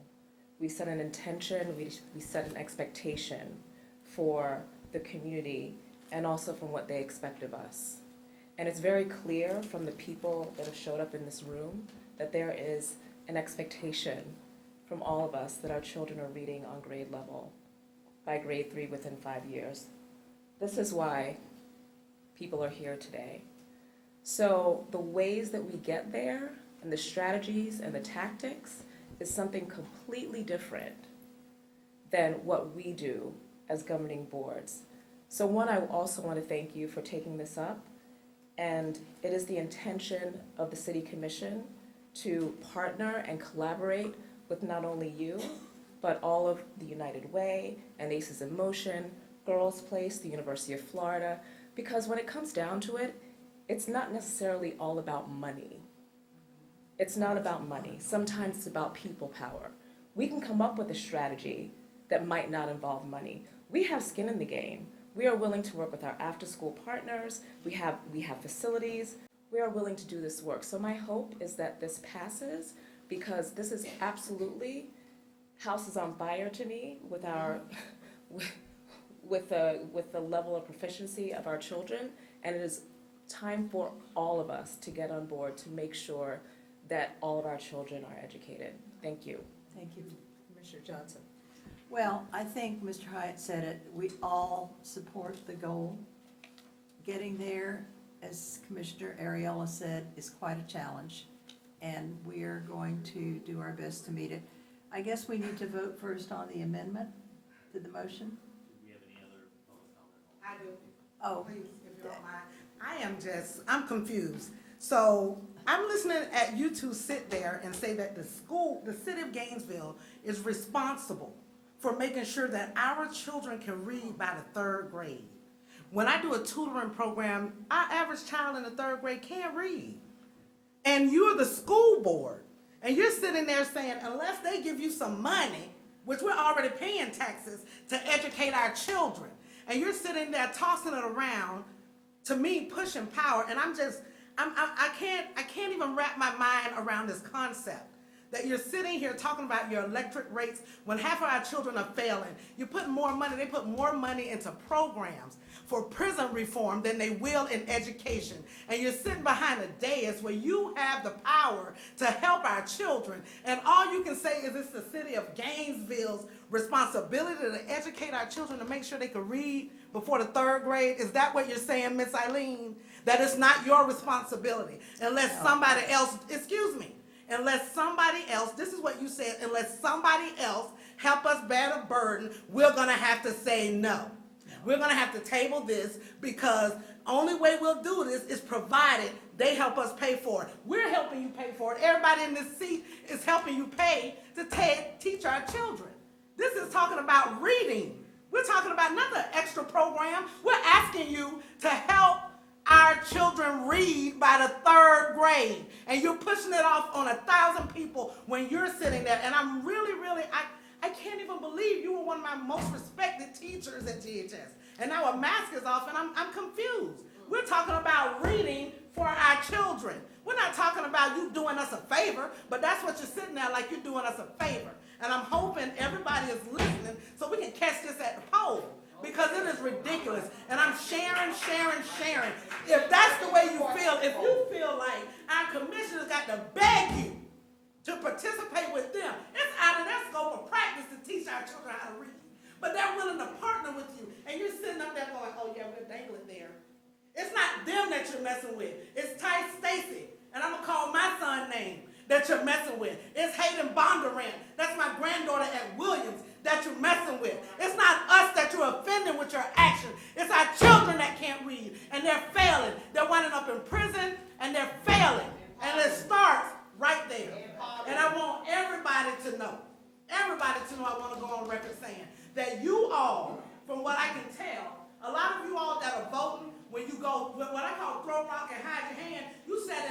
a commission meeting and you made a commitment, and it's called integrity, when you sit there and you say, oh yeah, I made that commitment, but only if you do this for me. That's called that's not integrity, Ms. Roy. That is not integrity, you don't have it.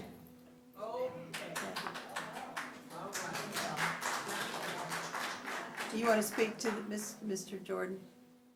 Yes. Good evening, Madam Chair and board members. My name is Jordan Marlowe. I happen to serve as the mayor in the city of Newberry, and anytime I see that there's an opportunity for the school board and cities to partner and join together, that's a conversation that my city wants to be a part of. We're home to 3 amazing schools in the city of Newberry, and so when you guys have more meat on the bone of what this partnership looks like, that's definitely something that we would like to engage with you in and see where we can fit in and we can offer assistance. So I came here to listen to that conversation. I just want to express my support.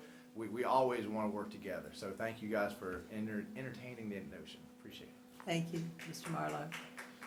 Okay, anyone else want to speak to this motion? Mr. Blunt? Yes, I did attend that joint meeting, and I was very impressed that the city commissioners wanted to help. I've been at so many city commission, county commission, workforce board activities where they talked about the problems that are coming out of the school system. At Santa Fe downtown, on the committee downtown campus too. About all these kids having to come to remedial courses, trying to come to higher education. And always saying, but that's education, we can't do anything about it, it's a school board. So they were anxious for a chance to put their hand in. They blessed them that they were willing to volunteer. So it is, as Ms. Certain said, it's the job of the school board. It's not like somebody is trying to step in on your job. They're volunteering resources. Now I understand the urge you were speaking with, because I remember when you came on this board, you were the one who was challenging the other board members at that time about how your resources were being used, to the point that you were almost like a rebel or renegade. It's amazing that you come to chair after the way you tangled with the other board back then about how they were spending.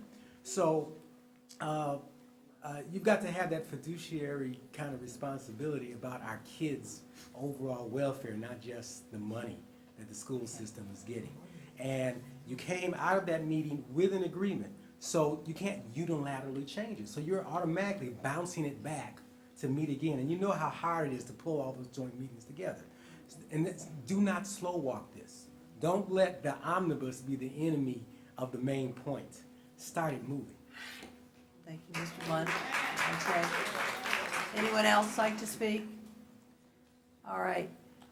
Just want to make it clear that, this is absolutely a house on fire issue. We do believe and have been working. I think Ms. Wise told us how we've always been, for several years, been working with United Way to do just that. But I just felt that, we are desperately in need of mentors. We're begging at every meeting for mentors. They just aren't sufficient to deal with these many, many problems.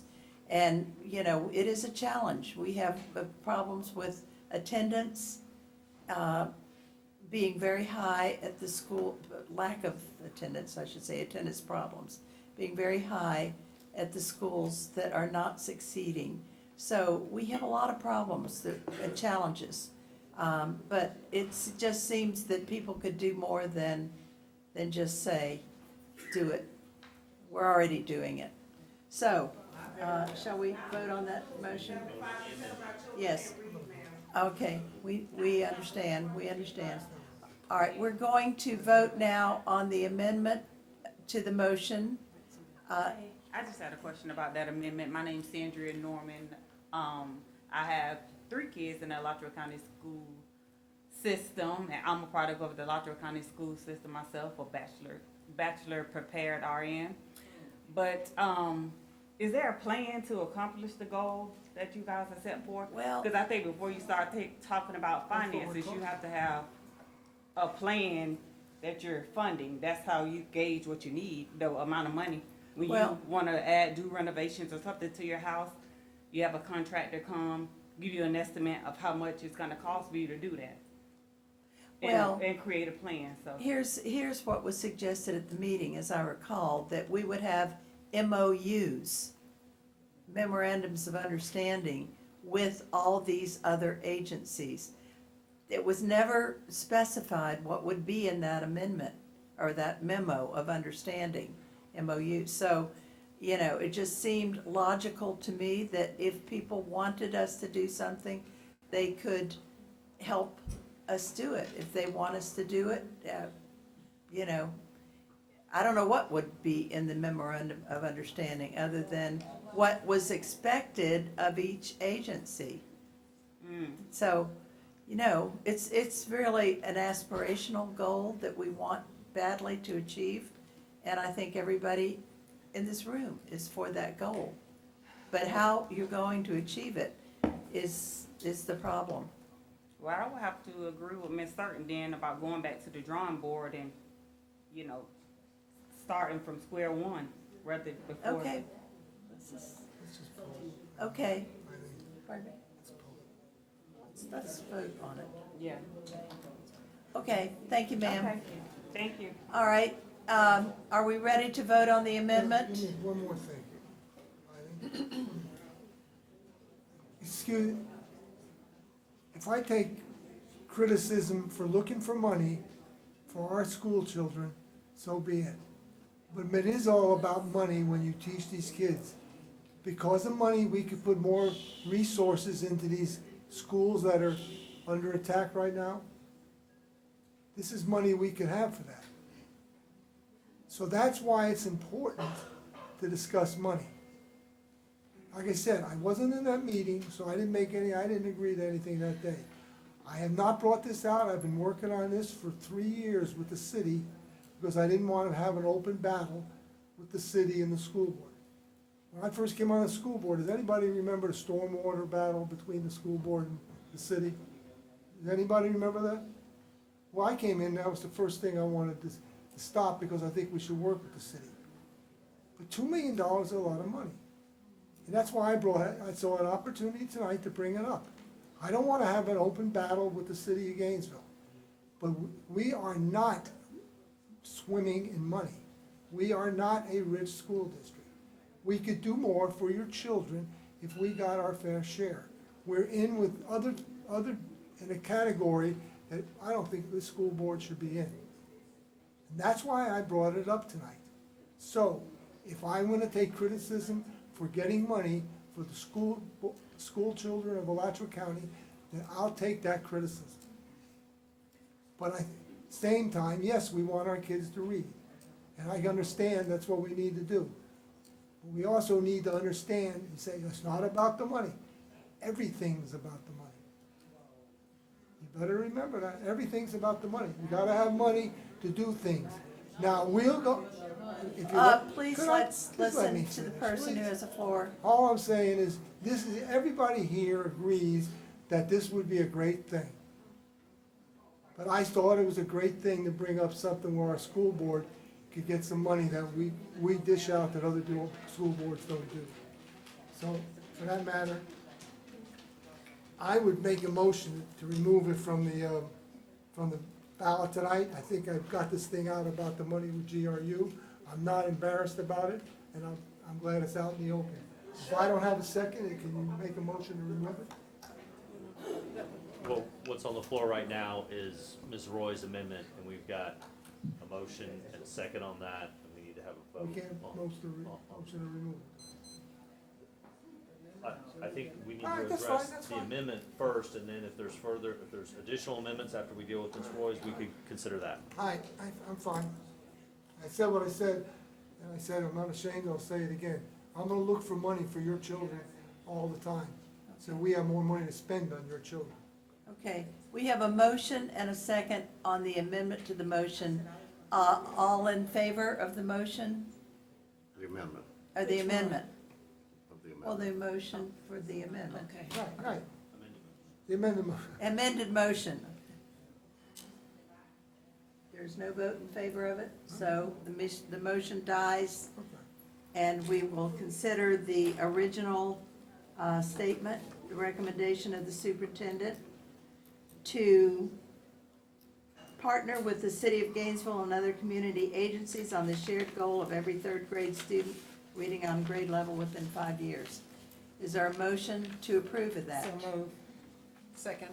It's been moved by Dr. McNeely, seconded by Ms. Certain. Any further discussion? All in favor then? Aye. Aye. I said, And the motion passes 5-0. Thank you. All right. We're back to citizen input. No, actually, we have the consent item that was 10, G10. Oh, your amendment, okay. All right, Ms. Certain? Ms. Purvis? Madam Chair, the superintendent recommends that the school board approve the contract with DES of Florida for contract number 2019-2571-003, 2019-29-007-004, 2019-20-0331-005, as approved. All right, is there a motion to approve this? So moved. Is there a second? second. It's been moved and seconded. Any discussion? Yes, and I'll just like to state for the record that I pulled this as I have all the previous other DES contracts because I don't agree with them. I think once someone finishes their drop time, they need to leave and sever their employment with the school board. Thank you. Okay, Dr. Paulson? At one time, I was completely against DES. I thought it was money that we could have saved in the district. Sorry, there I am trying to save money again. But we did take the DES people at the time, put them back in at half the salary they were making, which saved the district $1 million. But the thing about it was, Dr. Roberts came to us and said he needed some people that were valuable. And I look back at this, and there are some people sometimes that you do need that are valuable. That's why I have, at one time, had exact same stance you took, Ms. Certain, except for I also made sure I put out the cost it cost the district and how much it could save. And I think that there are times you just need some people, especially right now. If you, Mr. Purvis told you how hard it is for us to get teachers and other employees, right, Mr. Purvis? So the thing about it is, when we've got there are some valuable people that we need to keep around right now. So I think, I had to agree with Dr. Roberts when he came to me about that. I was totally against it until he came to me and asked that. So now this is a compromise with that stance I took. And that's why I will vote to approve this tonight. Any other discussion? Hearing none. All in favor of amendment or consent with DES of Florida LLC? All in favor? Aye. Opposed? No. And motion passes 4-1. And so, finally, we are at citizen input again. And the first person that I have here is Razia Ali Ham. Thank you, Ms. Chair. Thank you for the opportunity to speak. In Goal 1 of the Equity Plan, I was struck by the needle not yet moving to begin to close the achievement gap for reading literacy. Our city has adopted the stance, as we all now know, that we want 100% reading literacy for all by grade 3. How are we going to achieve this when what we've been doing hasn't worked? We're using second grade screening to identify children for the gifted program, saying it levels the playing field. I agree that it does in some aspects. But if Black and brown children are reading at only 20 or 30% for Black children, that means 80 to 70% are not, and these children don't stand a chance in the screening for the gifted program. 2 weeks ago, I presented a literacy tool to Ms. Clark and Ms. Jones for scrutiny and approval for use to help us move that needle. They were both sincere and gracious in their attention. Ms. Clark positively responded yesterday, giving her go-ahead to begin the planning to use this tool in 21st century after school. Thank you, Ms. Clark. This tool, phonographics, has been shown in numerous studies to be 98 to 100% effective in remediating children, bringing them to appropriate grade level reading. I ask that you consider using this tool to help all children sooner rather than later. We have a tool to put children on a more level playing field. Please open the doors a little further. I know that you'll listen to that and contemplate it as we move forward. This is not just about improving the numbers. This is not just, Dr. Paulson, about our children. We would hope, because we elected you, and I elected you, I voted for you, that our children are your children. And when you talk about our children, please speak about them as your children too. They're our children, not your children. Please. This is about our children's lives. Every child that we don't get to remediate in time, we lose. That's a life lost. So the house is on fire, and I know you're all open to changing things, and I'm really grateful. But I just wanted to say publicly that we're ready to help, and we're glad that you're letting us help. Thank you. Thank you, Mrs. Hand. I especially appreciate your specific suggestions and the fact that you went to the superintendent and discussed it. Thank you very much. Ms. Hauck, Elizabeth Hauck.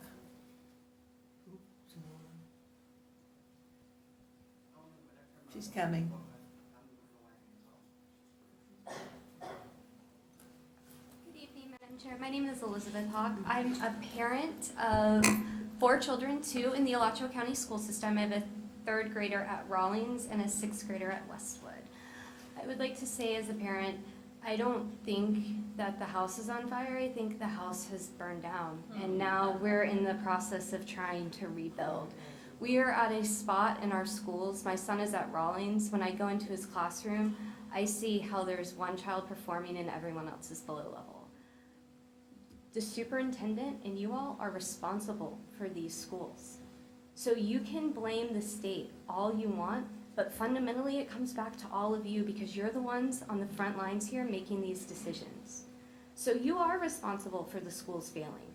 You all are responsible for the problems at Williams and Metcalf and Idlewild. Whether you want to admit it or not, when you take a leadership role, the good and the bad falls back on you. And as a parent, I am continually let down by the lack of communication from the school board. If you look at any other body in this area, city or county, people flip out and lose their mind if any decision is made without plenty of community and partner input. But yet, as a parent at Westwood, I was sent an email with a major decision made about relocating campuses to our school with no parent input whatsoever. And then when it was questioned, told, well, maybe we have enough time to hold a meeting in January to let you all know what's going on. This got out of the bag a little too soon. That is not acceptable. As leaders, you should be engaging with parents and with the community from the jump. Whether it's the equity plan or the facilities plans, I feel like you all are constantly making decisions without any input, especially from parents and community members, and then backtracking when you're called on it and trying to say, well, we're going to hold a meeting. No, you should be doing this from the beginning. I care a lot about our students. I care a lot about our East Side schools. I made a decision to actively send my child to Rawlings because I wanted to be a part of the solution. So now I am telling you, we are not making progress on equity. I see it in my son's classroom every day. And these are not stupid children. These are very bright children that just have not been given the access and availability of educational opportunities that other children have. And it's not just the teachers. I see how hard our teachers work. I see how hard principals like Ms. Creamer work every single day trying to save their schools and our children. They need support. They need county resources put in these schools because if they had county resources, they wouldn't still be failing. So I'm asking you, I'm pleading with you as a parent to please get it together, communicate effectively, and engage from the jump with your community so that people feel that they can trust you, because right now there is very little trust in the leadership. And I thank you all for your service. Thank you.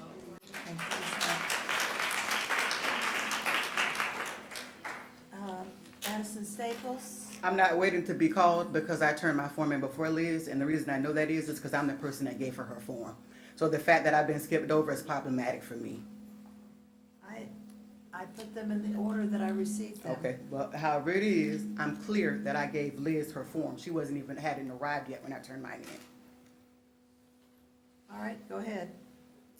She don't have to call my name, so I'd like to introduce Actually, myself. I'm Shanae Baker. You were next. I'm Shanae, well, I was formerly Shanae Baker. I'm now Shanae Jackson. So let's be clear when you hear my name so that we know. I want to say I am so excited not to be the angry person in the room. I need to let people know that have just come across me. 2 years ago, I sat at this same podium and listened to this school board blame parents for everything that was wrong in our community. I came to this podium and said, you know what? I just came from a community where parent engagement worked. I want to be that help. Everybody looked at me. I was ignored and disregarded. I would like to say I'm very excited that so much reference was made to my Facebook post because now I know that I got your attention. So now that I have your attention in this particular venue that have always been ignored, let's be clear as we take shots, as things like we come with clear and direct suggestions. I've come many times before you with many suggestions. The parent liaison position that's been posted, that was my idea. The STEM program, after school program at Meadowbrook, that was my idea. When it pertains to Black History at Eastside, I helped and was with Ms. Faye Williams and Khalid Blunt on many meetings sitting here at this district office. So as we sit and say things to people that are listening and that are watching and that don't know, I'm a very reasonable person. I came to you and told you I didn't know how long it would be, but my people would show up, and they're in here tonight. And what they got to see, the spectacle that they see, they got to see that this happens all the time. I hope that when they leave here, that they do use that tool of social media, their emails, and also their text messages, and share this with everyone. I want to be clear. I only have one child left in this system, and she's over at Meadowbrook. We get all the resources. My child gets free tutoring every Tuesday and Thursday from October to April. Look at Meadowbrook's grade. I want to be clear that with our PTA, we playing with $72,000. We can do all kinds of stuff. So I want to be clear. As we sit, I just made a post on Facebook regarding our children being looked at as dollar signs and pawns and what happened in here tonight. I want to be clear. My daughter goes to Old Collie. You know what she learned in school? The oppressed cannot be the oppressor. So what that means is when you have elected officials and people in positions of power that are yelling at the public for advocating for themselves, you are the oppressor and we will not be oppressed. I want to be clear as we sit in here tonight and say we want so much community engagement. I've been with Ms. Faye as she sat in those meetings and she has called for an open town hall where it's not controlled by the district, where it's co-sponsored so the people in the community can address their concerns. I've seen emails that have been disregarded. There's been many of that. I don't want to be clear before I leave here because I don't even need my whole 3 minutes tonight. That as it pertains to the meeting that happened in Bunnell, it is on video that Melissa Ramsey made sure that Superintendent Clark was accountable for saying that she promised them to remove Miss Wakely. So I want to be clear. From this point forward, it won't be just me showing up to the school board meeting. It'll be many people that'll be here on a very consistent basis because I take it as my personal responsibility to mobilize and get anybody out of here, like I told you before, and to make sure the right people are in the right places. So y'all have a lovely evening. Addison Staples. Addison Staples, is he here? No, he's not. Okay. Kelly Blunt.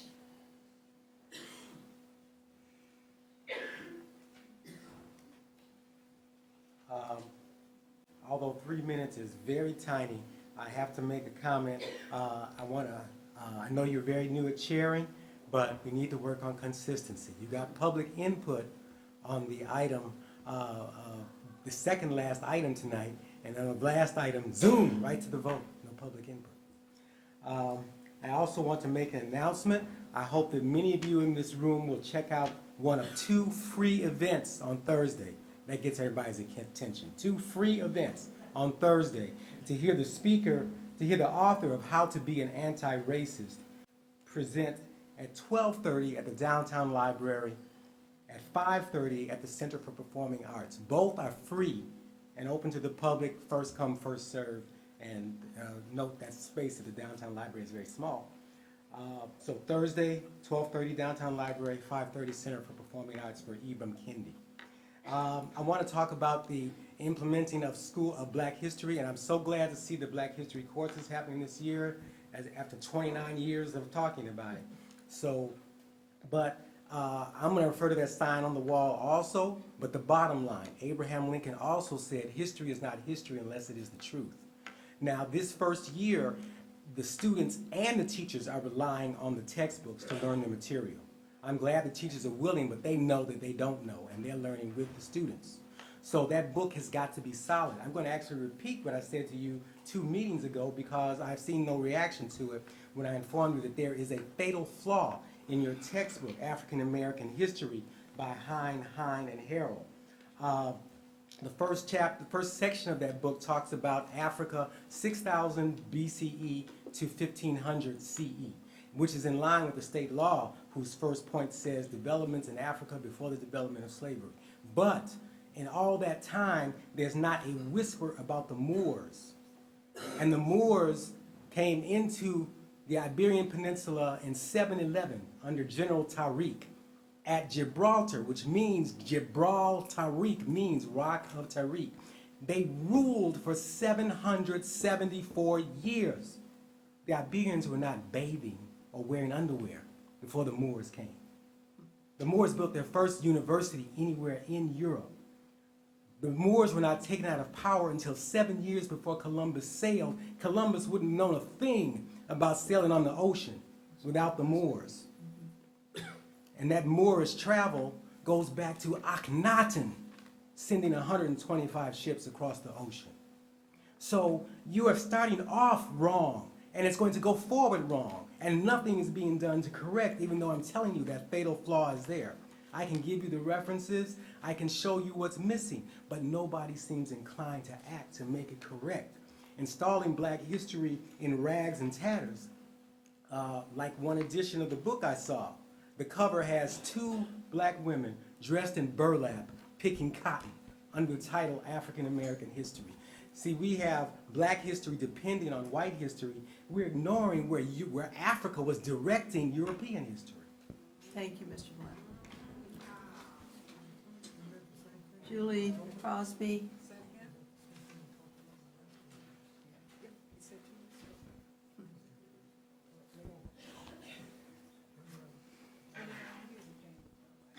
I hear things in here sometimes that are surreal. Sorry. Chairman, board, I've heard many times the district staff, the board, want to hear from the community and they seek community involvement. Well, tonight the community accepts the invitation and joins you, but make no mistake. It's not just to be mentors, just to tutor, just to bring baked goods. No, we come to join in leadership, to join in decision making, to join as a community in a transparent process. This is, as many others have mentioned, has been a missing piece. Luckily, this is a community that is rich in caring and committed citizens and includes many education professionals, many very intelligent parents, many people who know what children need, people who've grown increasingly aware over time of the dire need for collaboration that's been called for by everybody up here on the dais, called for strongly from people behind me. It's been mentioned many times. We recognize that the district staff leadership have indeed not been successful alone. And I heard someone, I won't mention names because I don't want to fight. I heard someone in the equity meeting say, we can't do it alone, we want help. Additional resources are needed beyond just our tax dollars, beyond just our money, which will be asked for again before long. You need help, you need leadership help. The bottom line is evidence-based research has been available for years, for decades, for things like how to teach kids how to read. My graduate degree in reading is older than I care to say, from just down the road. Kids, the optic nerve to the brain, to how to read, it doesn't matter what the color of the skin is. The brain, the optic nerve, the skin covering that, doesn't matter. We have the research. The best practices are there. We have excellent practitioners of how to teach reading in this district. We have the resources. We have the money. It is a failure of leadership to get the best practices and the best practitioners to the neediest children. And we can do that, but you need other resources in leadership to come alongside the leadership that you have. That is going to take some humility, which I have not seen ever practiced here in the time I've been attending these meetings. I don't see humility. I don't see humility from the dais. I don't see humility from staff. And in the regular workplace that is non-academic, you have to have humility. When I screw up on my job for my students, I say, I screwed up. I was wrong. Let me fix that. Why? Because children are involved. Could you bring your remarks to a Yes, I close? will. Thank you. And when it's important and children are involved, you should give longer than 3 dang minutes, too. We get uncomfortable when names are named, like in that letter. But you know what? I get more uncomfortable when names are not named, such as high school graduation, such as when a first paycheck Could is you bring handed your out. remarks to a close, Ms. Yes, Crosby? such as college graduation, military graduation, tech school graduation. And we should be getting uncomfortable. Could you please sit yes, down? I will. And Yes, if anyone sit here is down, not please. willing to put their ego aside, Please sit then down. they need to leave the job Please for the sit sake down. of children. And I have seen you all Please sit extend down. the time for other people. I have sat through meetings and I have seen Everyone favoritism gets 3 given. minutes. You've had way Yes. beyond that, so if you'll Right, please sit way down, beyond. we can continue. Thank you. And I will be pointing it out in letters to the editor because 2020 is my year of writing. Faye Williams? Miss Williams? There she is, okay.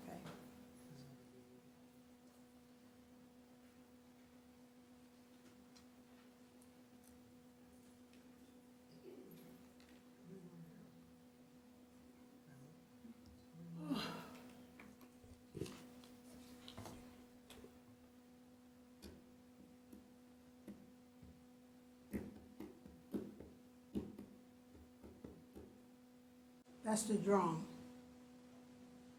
We used to speak with the drum when we had to stand up and tell truth to power.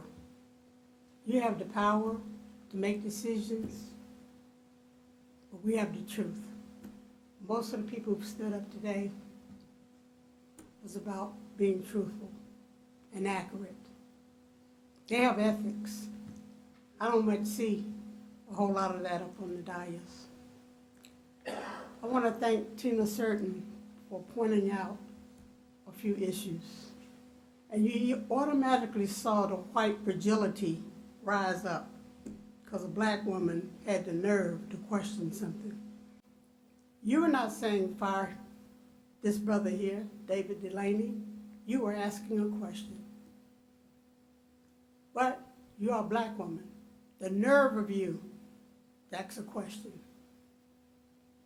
Automatically, we saw the defensiveness.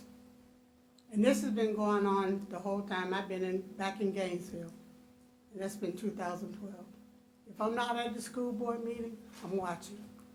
And it continues to go over and over and over, especially when it's related to black people and black children.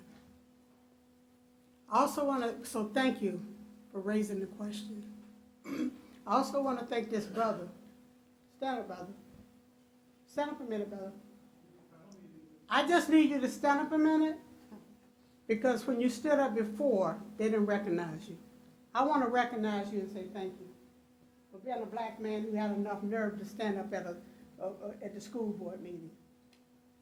Because it means a lot, you know, it means a lot where we can come and try to be active and then get shut down. Most of our people have already given up on the city hall, the city commissioners, because of the lies that they tell. And I mean, if I'm not at the school board meeting, I'm at the city commission. You know? The fact that we have to put the pressure on the elderly folks, the low-income folks, the poor folks for utilities. And if you're concerned about the utilities, why don't you just turn off some of the air? It's a cold breeze in here, but it's not really from the air. It's from your mouth.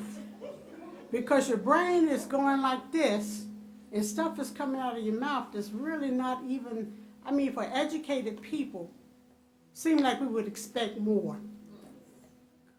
But this has been on the low level. You know? This has been really on the low level. And I know Michelle Obama said we need to rise up. You know, we need to go high. But sometimes you just can't go high because it's an insult. It really is an insult to come to the school board meetings. The other thing I wanted just to, there was a sister who spoke over here, you. I just want to say thank you. Because sometimes we need allies, Could you meaning white bring allies, your as well remarks? as, Ms. Williams, can you Okay. please bring your remarks to a Okay. close? as well as not only your white ally, but being a sister to come out and stand up and protect us. I want to Thank say you. thank you for that. Thank you, Ms. Williams. Okay.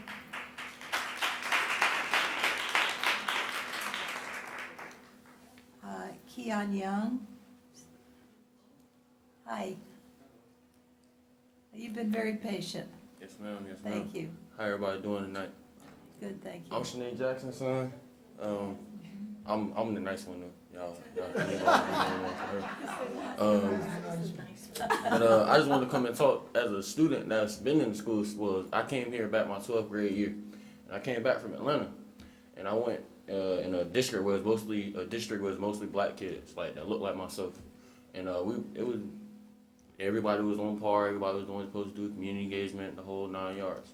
A lot of the difference I see there and here is that there we were actually taught. Here it was more so like, I kind of felt like they gave me a diploma, if that makes sense. And I went to Buell's, and that was the quote-unquote good school around here. So, I mean, and I kind of felt like I was given a diploma, like, to the point where, like, I wasn't required to go to class, and I wasn't required to do this or that, or, like, it wasn't really, like, and I still passed, like, and did great and everything. And it just felt like, you know, here in Gainesville, I won't even say here, because in Gainesville, it's like a different aura. I was just talking to my mom about it on the way here.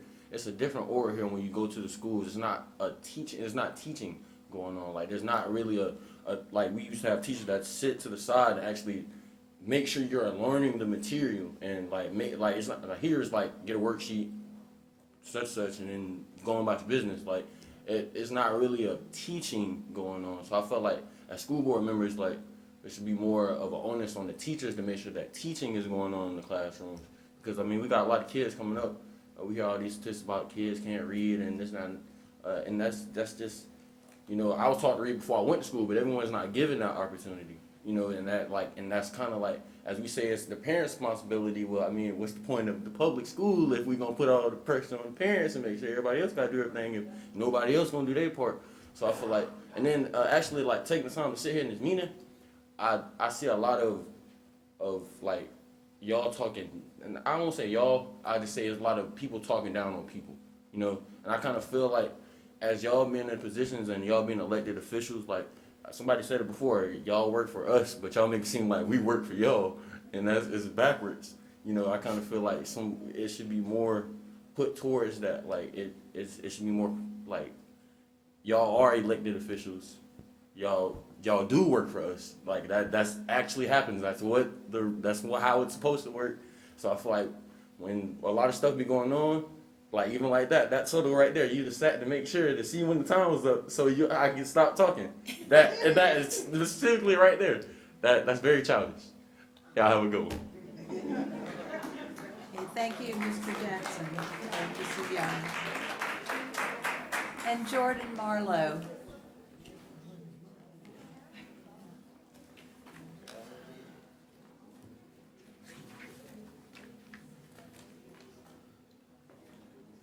Good evening, Madam Chair, Jordan Marlowe, and I promise I actually intended to make this comment before I knew what was on the agenda tonight.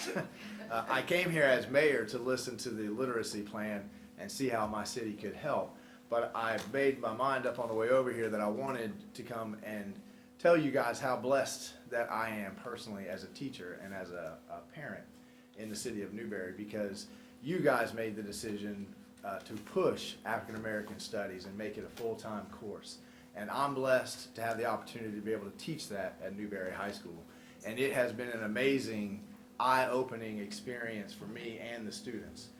If you have paid any attention to the city of Newberry in the past couple of years, we've been engaged in a process of truth and reconciliation, which I'm extremely proud of my community for doing.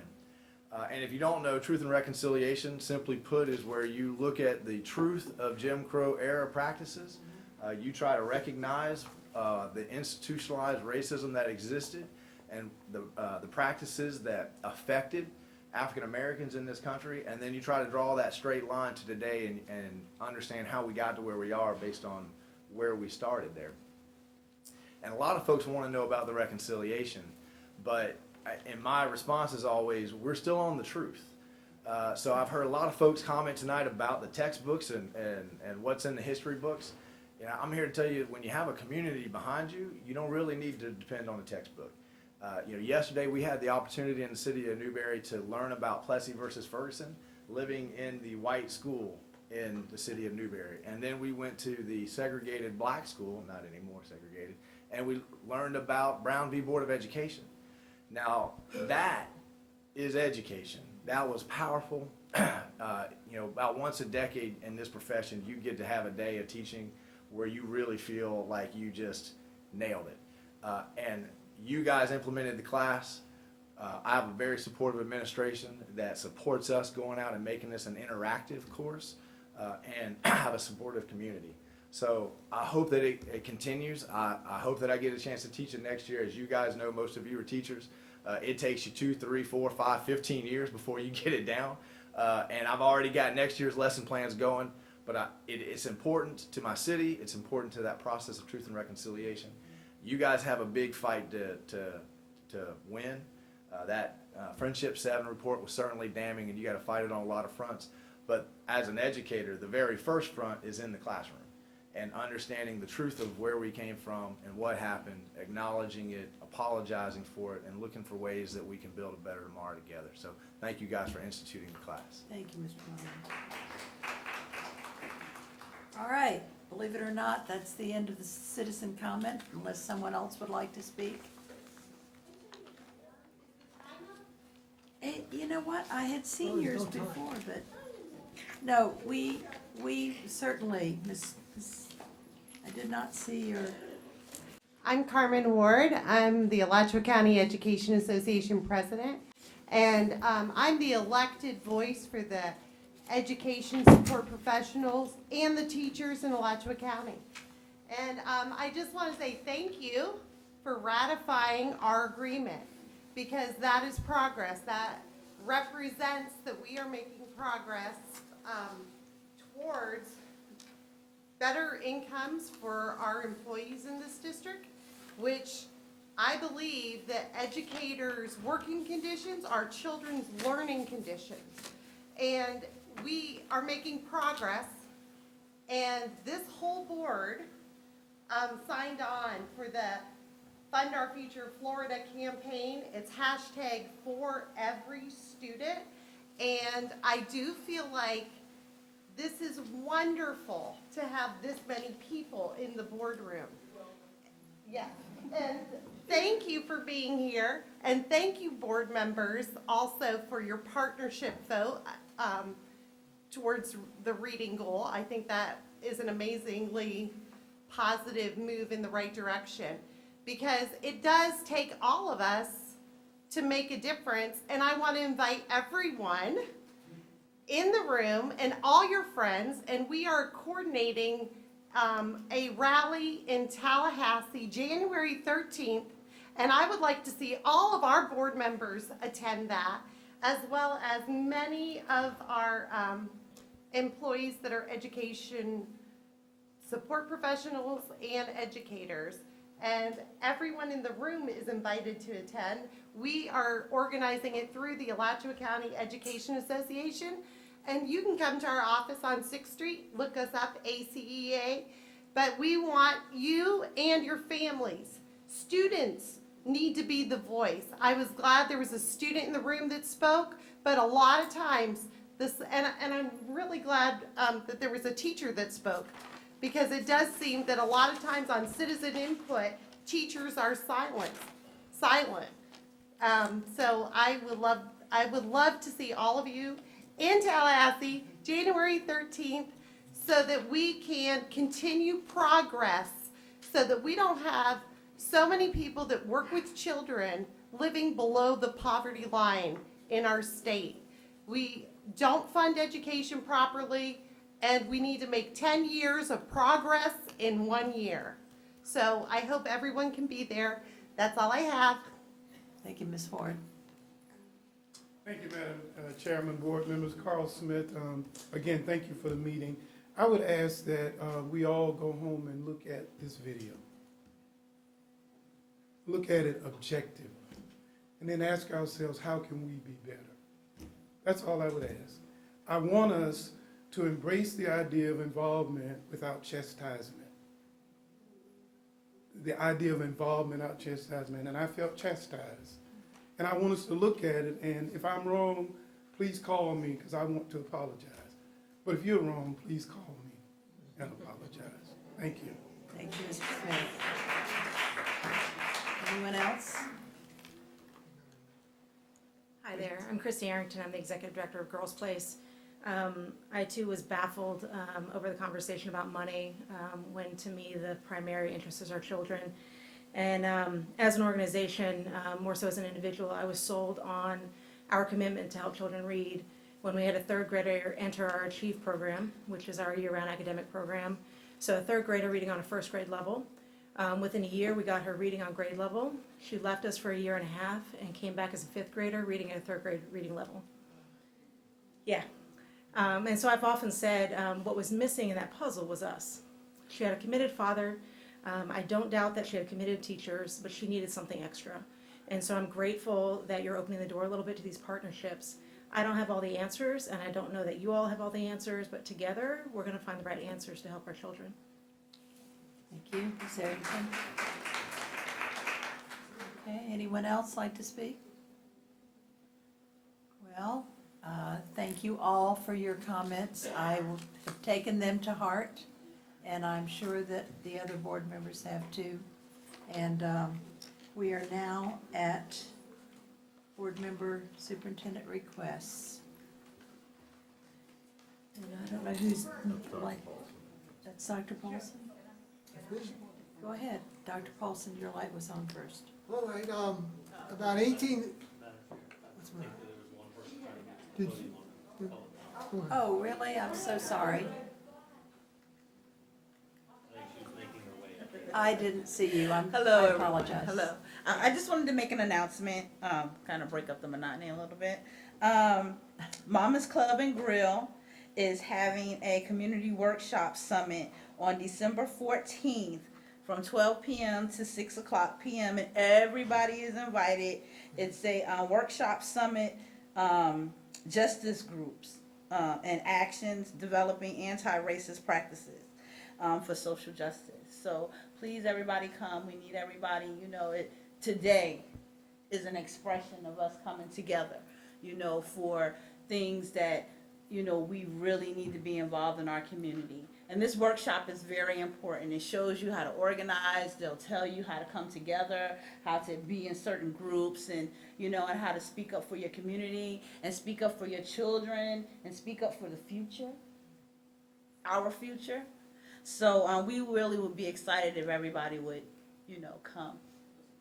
The date is December 14th.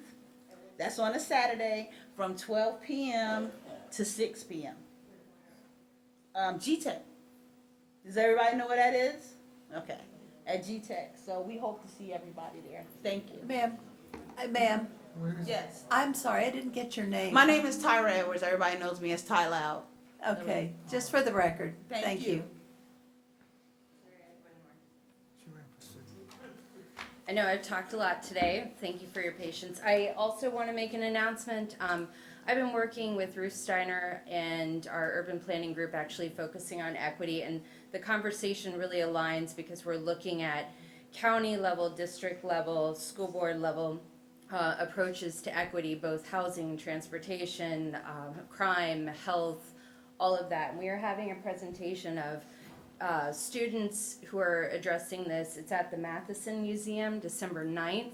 It'll start at 6 p.m. Our presentation's at 7 p.m. We would like you to attend if you can.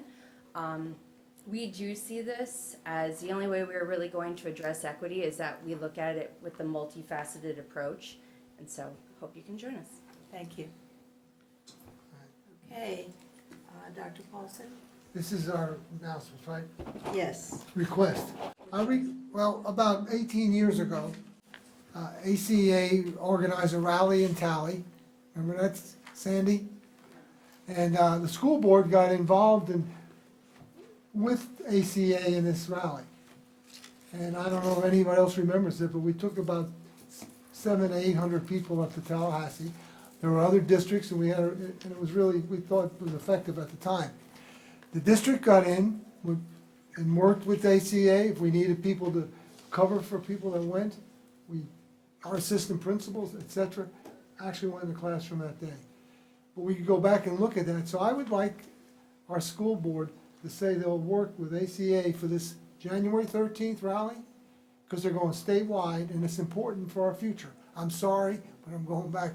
We need to fight for our future for public education. That's what Ms. Ward's doing.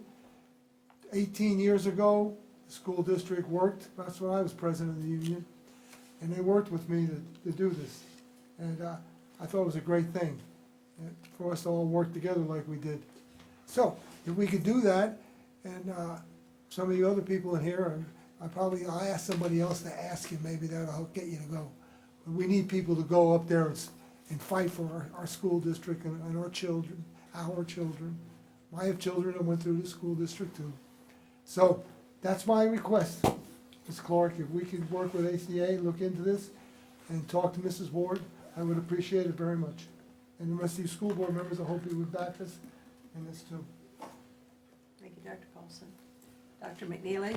Thank you, Madam Chair. I said earlier in the meeting I would save these two items for the very end. And what I want to talk about was based on our equity plan, our lottery system, and we had two of our dynamic teachers here tonight to speak during the equity workshop, and they represent the Academy of Health Professions. I almost forgot. It's been a long day. But I want to say that we've heard so much tonight about the reading and the element of students not being able to read. And we've heard about the lottery system, where we want to have an opportunity for all students. Well, somewhere we've got to come together to know that when we use the lottery system and we are using a 2.5 grade point average, and many of those students who are entering the lottery system, they have low ability for reading. Now think about it. And I said to Mrs. Scarborough and I said to Mrs. Playvac, I have too many blood work labs, too many doctors, and so when I go in, whether it's the hospital, whether it's physical therapy, wherever, and I see young students in there working and going to work on me, I want to make sure that they have all of the abilities and have learned everything they could, whether they came through the Academy of Health Performance at GHS or some other high school. But let me say this. When a student gets in a program as rigorous as that, And I know we've said, well, we give support. Well, the pacing, the curriculum, and all of the above is so harsh that so many of the students who entered the program through the lottery system or whatever, they have not been successful. Do you understand what that means to a student when you have to be dismissed from a program? Do you understand the self-esteem that goes down in the ground when we have students who have to go back to their zone school, cannot stay, and parents who have come and asked for their children to be dismissed from the program? Until we figure all of the stuff we had to figure out tonight. But this is one thing that we must look at again. I see some CTE wonderful people in here tonight, magnet folk and all of the above. But we cannot do this and continue to do this to the students who were given an opportunity but would not be able to finish. We are getting ready to finish up the first semester. And it's amazing how many of the students that were admitted to the program who will not make it. I don't know how you feel, but if it were my child, my kid, I would want some type of explanation as to why this took place. I understand Mrs. Neal is here in the audience, and we have not had an opportunity to speak. But the superintendent and I have had an opportunity to speak about this calamity. Please, folk, please take it within your heart to say we will not fail our children because of the decisiveness of not being able to read, not able to comprehend, not able to stay up with the rigor of the program. I have two attorneys in this room. Attorney Delaney, whose son Jackson is doing quite well in this program.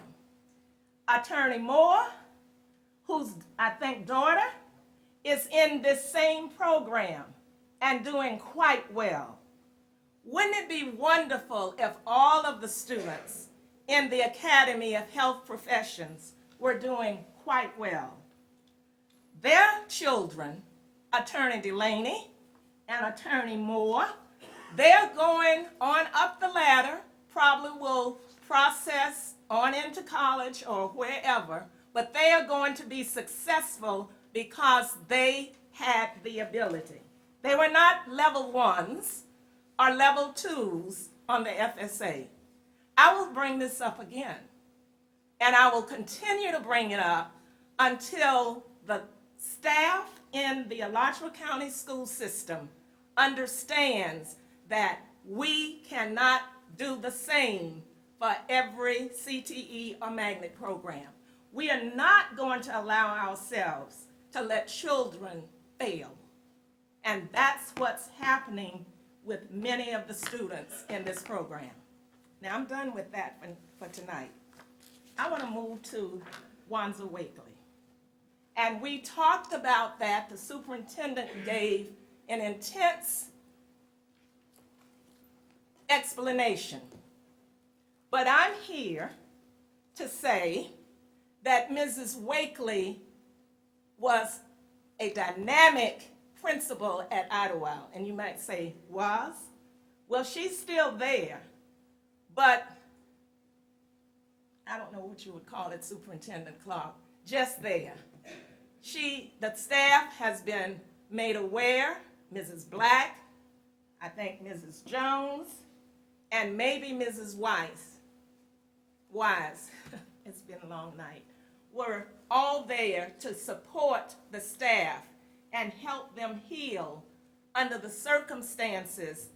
And I see one important employee standing against the wall back there. Thank goodness he's still there with the team. But let me say this. We have a process when we are getting ready to make a decision about who's going to fill the void at Idlewild. We have a process. And we also have a process that parents can come when we are doing a new school like School I. Aren't we excited about School I? That's going to be Northwest Gainesville, and it's going to be a super school. I know it. And the students who will be placed in that school will be dynamic because of just the neighborhood where this school is going to be located. I won't even give you the price value of the homes, but we know those children going into School I will have every evidence and every bit of curriculum. They probably could be the teacher. All right, I'm saying all of that to say I am recommending to the super, in fact, I've already done it. I sent her a letter Saturday. I sent her a bad half of a letter Friday afternoon. Hit sent, didn't mean to, but I gave her a long letter on Saturday that I am recommending Wanza, I can't think of a middle name, Wanza Wakely for the principalship of School I. Now you may say, why? Because we have lost 3 African American principals since the spring, and now September, and now November. Many people say my term, which I've said so much in this boardroom as a board member, enough is enough.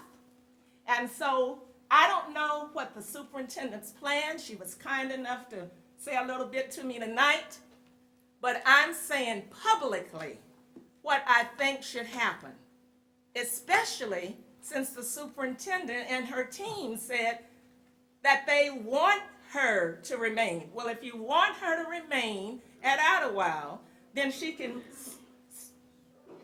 move on to another school, School I. The school, when you're opening a new school, you have to have time, months to prepare. You have to work with the facility staff. You should be working with curriculum folk, the architect, the design of the school, the furniture that's got to be looked at and purchased, the hiring possibilities, and I'm hoping that she would be able to go nationally for recruiting, professional development activities, and my goodness, with the mess they have out there on Newberry Road, definitely transportation. So there are things that can be done. That individual can be here at the district office working toward those things. The superintendent said that's a lot of time. Yes, it is. But in order to hold on to magnificent, powerful leaders, then we need to say, I heard reconciliation, this is truly one. I am hoping that the staff will support the superintendent because she said she needed to work with her staff. I'm hoping the staff, and she's talking about, I'm sure, her leadership. Well, some of the leadership is sitting over to my right. Donna Jones. I see Miss Kathy Black sitting over by the wall. Valdy Fortner, Title I Director. Kim Neal. I'm looking at everyone's face, and I'm saying, let's do the right thing this time. Let's place her there. She can be dynamic at Idlewild. She can be dynamic at School I. Let's give her an opportunity. Do you hear me?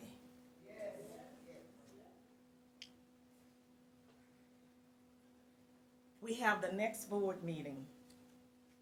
I think it's December, what, Mrs. Ramos? The 17th, Mrs. Ramos said. She's still awake. I will say this again. I said it to the attorney today, did I not? All right. I am saying publicly what we need to right this situation. Thank you for listening. Madam Chair. Thank you, Dr. McNeely. Okay, everyone, thank you for coming. Superintendent, I am so sorry, go ahead. I just wanted to address the comments about the health professions and just part of that process. As part of that, as we have researched and looked at that, and obviously we need to have further conversation about that, we actually had our CTE department survey other districts to see, because folks use the Perkins funds and as well as district funds to pay for career and technical education programs, of which the Academy of Health Professions is one. And depending on the school district, it might be called something different, but generally that curriculum is going to follow the same process as part of the health professions. There were about 5-6 districts that did not respond, with the exception of one. No district uses FSA scores in admission processes for any CTE program, and all of these districts had health programs. So that's something we obviously need to work through, because if there is a like program in another district that does not use FSA scores, then we need to look and see what they're doing with those students to support students that may not have higher reading levels. How are they being supported in middle school and elementary school before they're getting to high school? But that's something obviously we need to look at, because it's being done in other districts with no FSA scores whatsoever for any of their programs, and those programs potentially are successful. So obviously that's where we need to look and investigate with some of the like-size districts of how they are doing that with those students, because if they're not requiring the FSA scores, what else is in place? And that was more than what you could survey out. So we will continue to look at that and to do that work. Thank you, Mrs. Clark. Dr. Yes, I McNeely? wanted to comment. I did not think that we were using FSA scores. We were using 2.5, but we know from their FSA, and if you can't read and you have a level 1, how in the world would you think that the students are going to be able to keep up in this kind of program? These are non-readers. And we're talking regular biology, honors biology, whatever you want to call it. You still need to read. You have to be able to read. Absolutely, there's no question. And so, therefore, I hope before next year, so that we can figure all this out, that we will workshop it and have Mrs. Neal and yourself to bring in all of this research and information. But we cannot have children failing on our watch in this manner. We cannot. It's not okay. Period. Okay. Thank you for coming, everyone, and this meeting is adjourned.